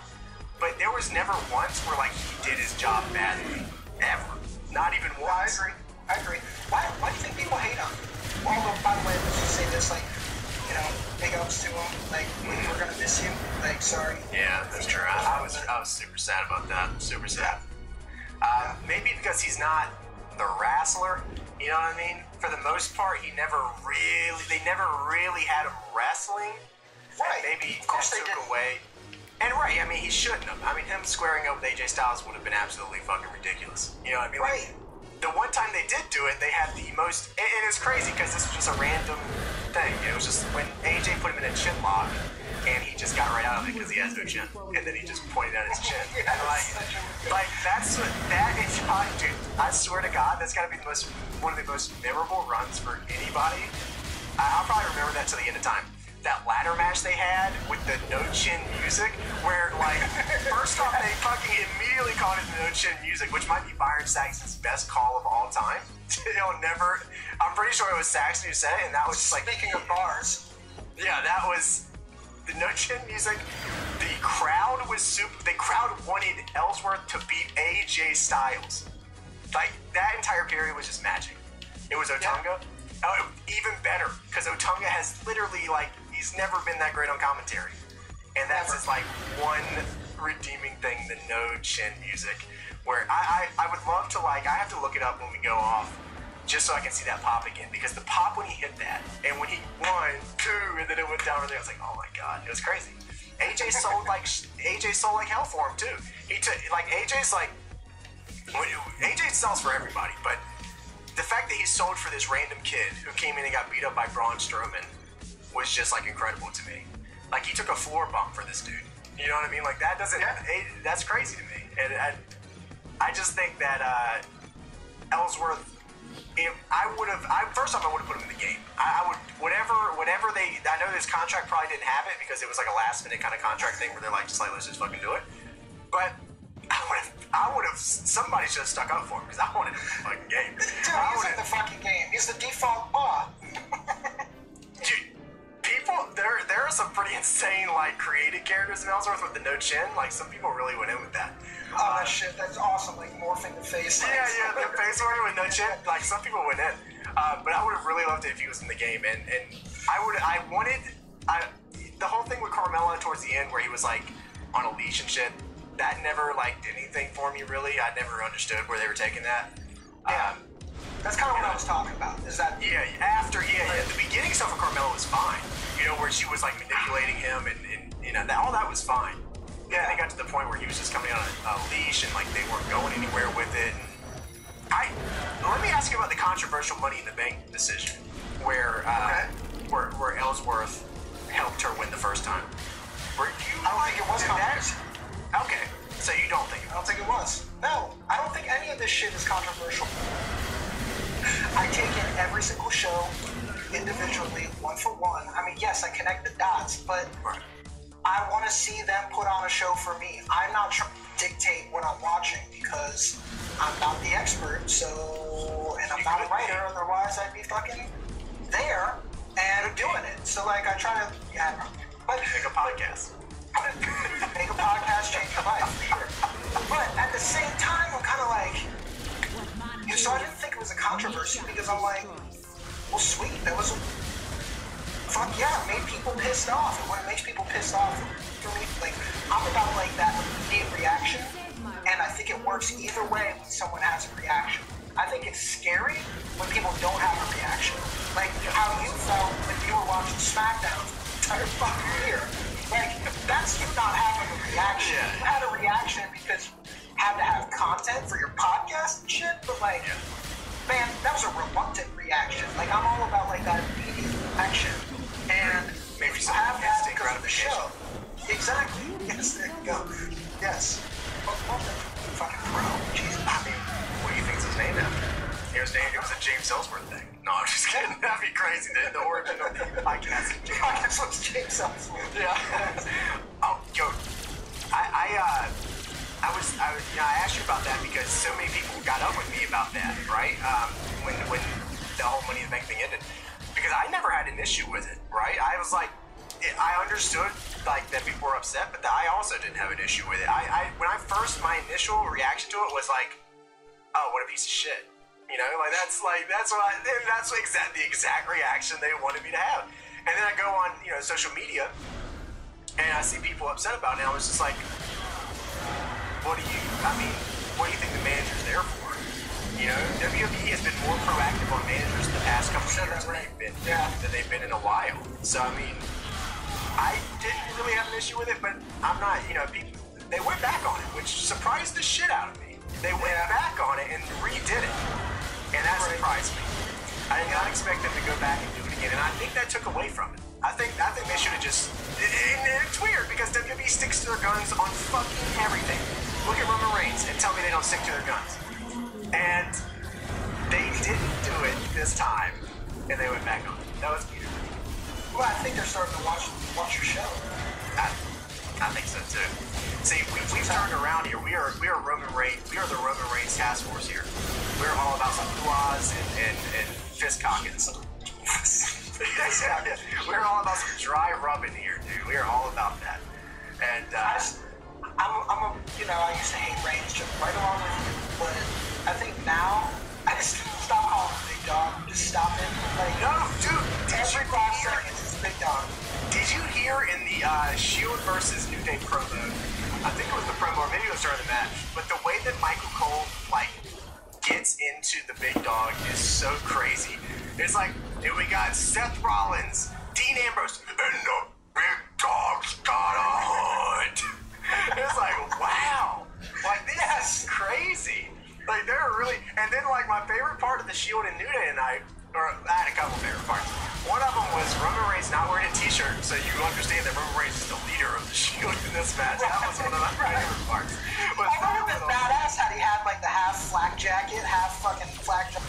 I think it would be badass if you took his vest and then just spray paint, just did a little spray paint job on it, you know? Like that would be a little badass. Like you don't have to do anything too crazy, just spray paint something up there. Like Big Dog. That was a theme tonight, man. All the fucking rebels now being it's like you got Triple H, you got Cena, you got Roman. It's like they're like, God, fuck that noise. Nah, I'm not that. I'm not down with that. They did the finish with the Avalanche triple powerbomb. Did you like that? I thought it was pretty sweet. Yeah, I did. Yeah, that was pretty cool. I dug it. It was good. I mean, that was a hell of a way to kick off the show. The problem with that match is I didn't give a shit about it. Other than the in-ring action, I didn't give a shit about it. So that was my biggest problem. Isn't that weird? Yeah.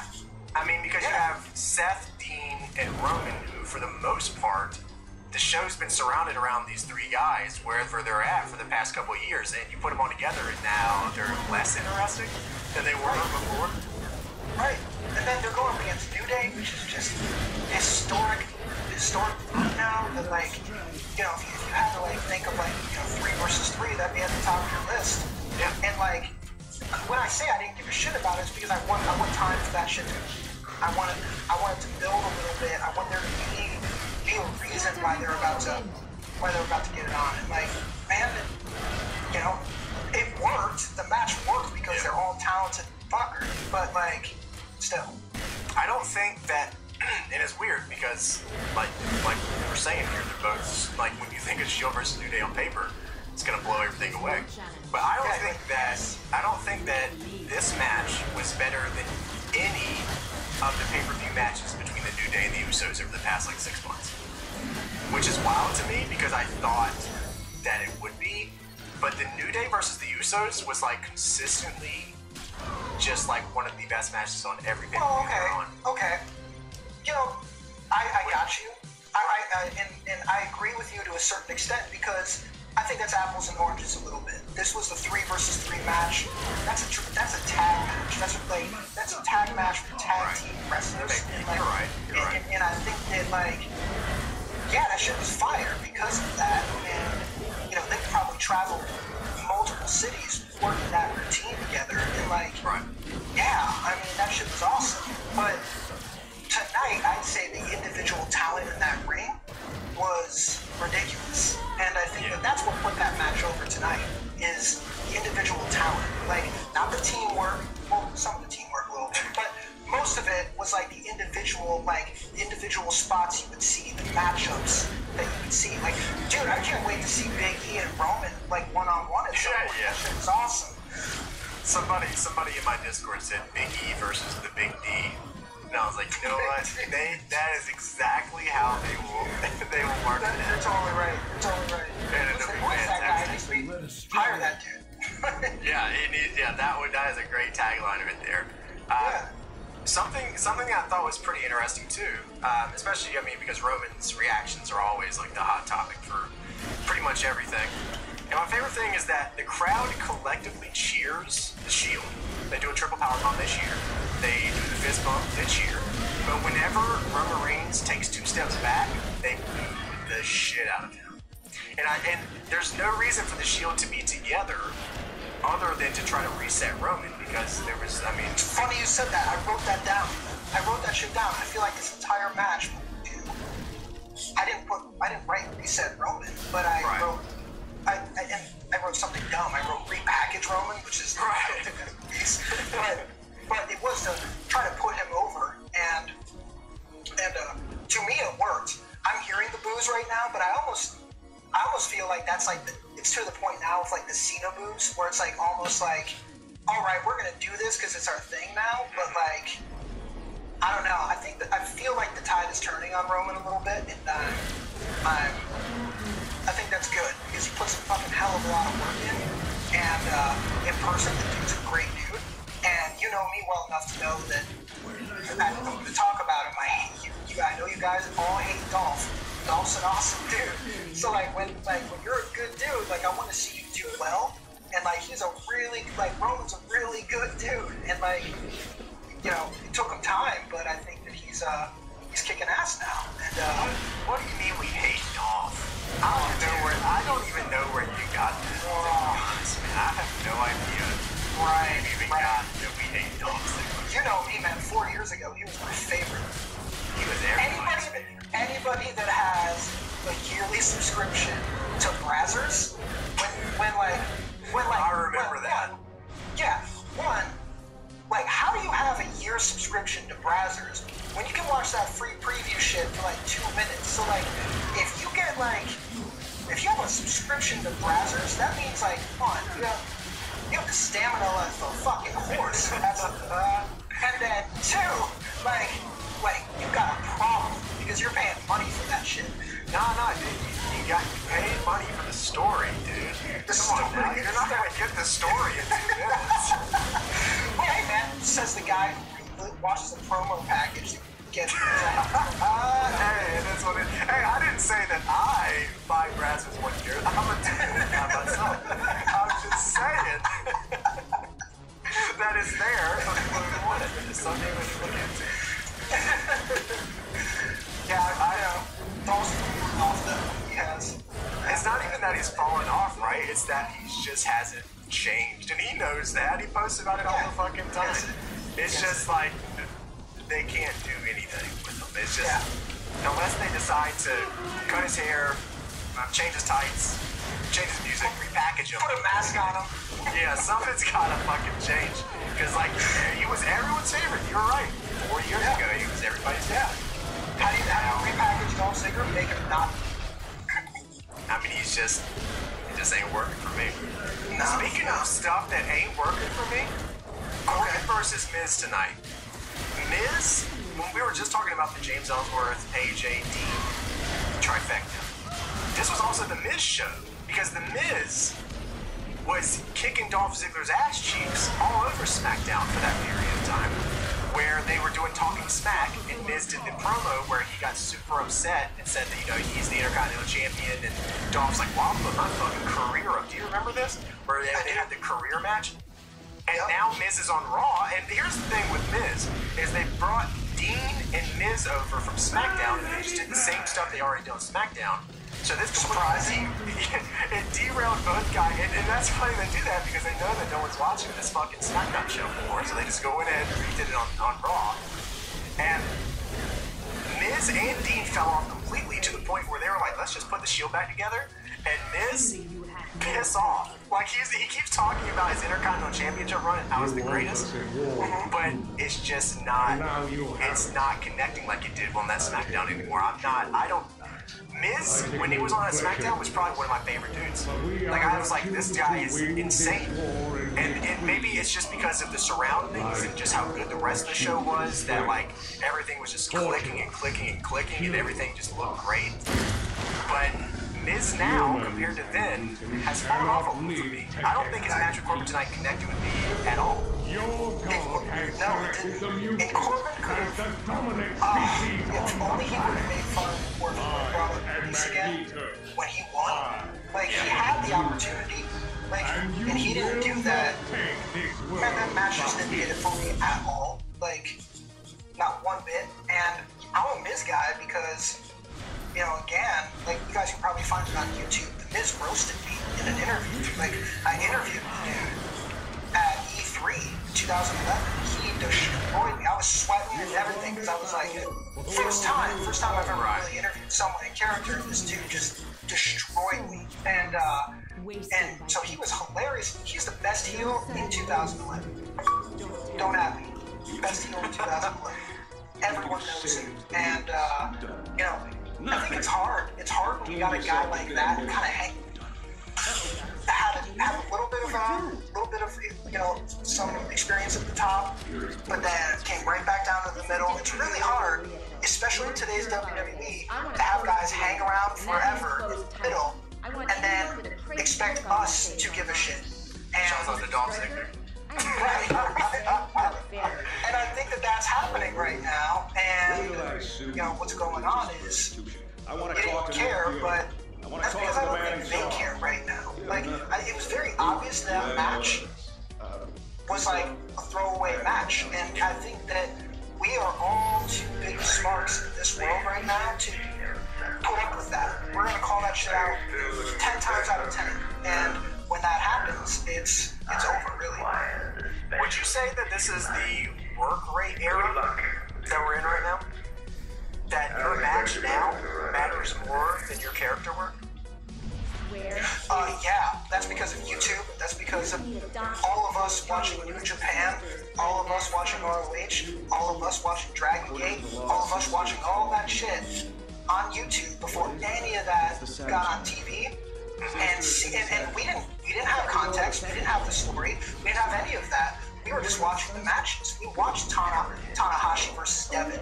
We watched that shit way back in the day. And we're kind of like, oh my god, this is amazing. The work rate in this ring is better than anything I've ever seen in my life. So we have this heightened expectation for it now, which I'm not going to apologize for. I mean, it's dude, absolutely not. Like, I mean, it's you want it, and you want it in every match that you see, and it's why I think the indie scene is at the tippity top right now. I'm trying to pull my boy Dr. Disrespect by saying tippity top.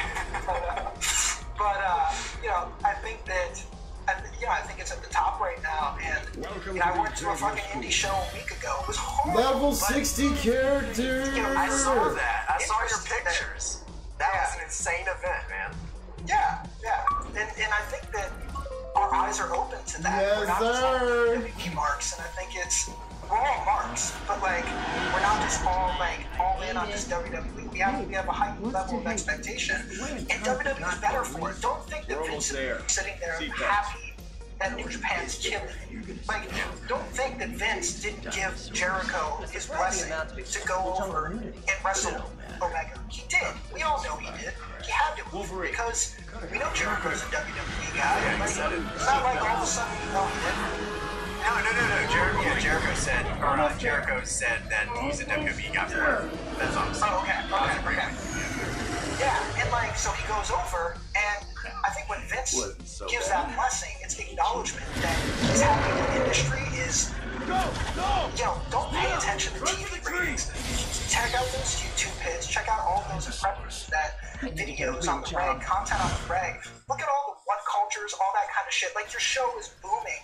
This would not be booming in 2009. You know what I'm saying? Well, you know that. You were doing shit in 2009. You're right. I mean, this is the time right now, and I love it. I see it in the chat, like, PWG.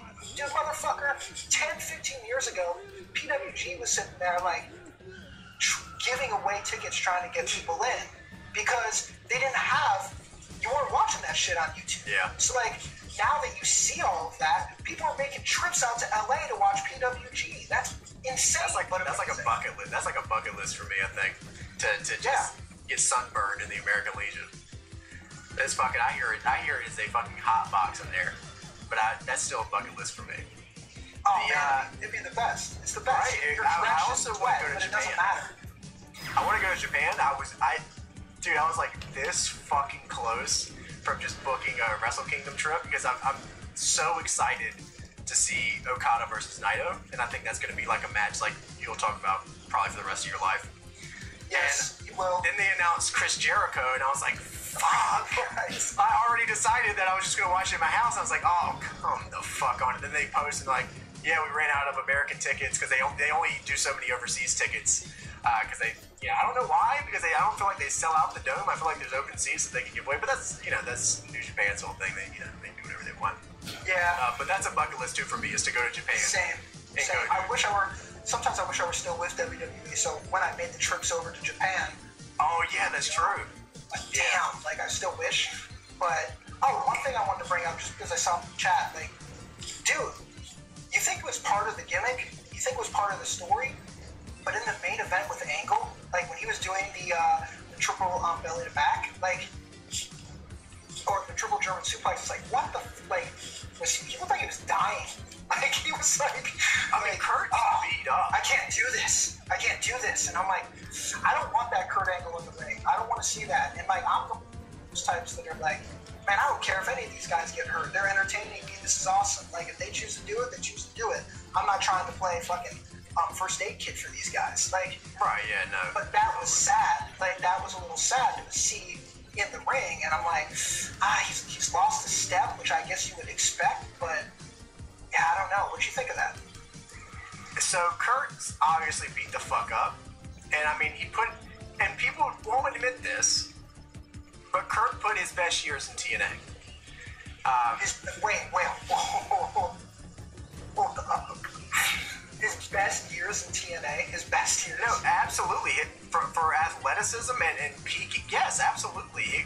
I mean, that's just what I think. He spent a lot of time in TNA. I don't even remember how many years it was, but to say that Kurt Angle as a wrestler, as a complete performer, I think Kurt Angle was at his peak in TNA. Yes. What year? I mean, his entire run in TNA from the start. No, but when you say the peak, you talk about like when was Moonsaw off the cage and almost hitting his head like 8 times? Which time? The Ken Anderson one, or like which time are we talking about? Yeah, the Ken Anderson one. Yeah, the Ken Anderson one. Yeah. Okay, so Angle when TNA was doing the whole Christians Coalition and Main Event Mafia stuff, is when I think that was like Kurt at his, like, if you want to talk about all the years culminating into the best Kurt Angle, I feel like that time was like my favorite Kurt Angle. Now I'm not saying like that Kurt Angle didn't have good performances in WWE, because I mean let's fucking be real here, they did. Kurt Angle, Shawn Michaels is one of my all-time favorite matches ever.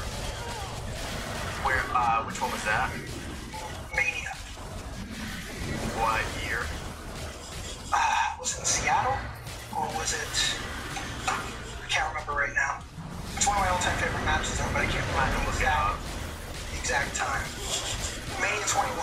Mania 21? Okay, yeah, check that out. Yeah. One of my all-time favorite matches was that match. And I thought, in my opinion, I thought he peaked around there, but that was, again, I'm more nostalgic for that time period. But no, I'm down with TNA Kurt. You know, I am. I thought Main Event Mafia was weak, but going back, you like the fucking Main Event Mafia? Oh my god, Scott Steiner was fucking, dude. Steiner was crazy around that period. That was fucking. That was like my favorite Steiner was Main Event Mafia Steiner, because he lost his fucking mind, and that was just the. Dude, everything about that staple was incredible. You had Booker T, who randomly got an African accent. All of a sudden, it's all about Defiant. You had Scott Steiner, who literally had no idea where he was at half the time, let alone wrestling. match, Sting, fucking Kurt Angle. Dude, that was crazy shit. That was some crazy stuff. No, he was good during that time. I just thought the main event Monty was weak as shit. Like the fucking Italian music.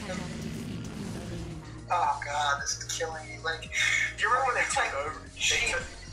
They took over for one entire show where they were like the commentators and they were the ring announcers, and they went like NWO with it a little bit. Yeah, dude, that shit, and like the Christians Coalition with like Tomko and AJ were AJ was like the Prince of Phenomenal and stuff like that. That was like, I love that stuff. Like that was some crazy ass shit. Alright. But yeah, like Kurt, like being in that, he just seemed so badass, man. Like he was like this fucking, he was the mafia leader. Like when Christian left to go to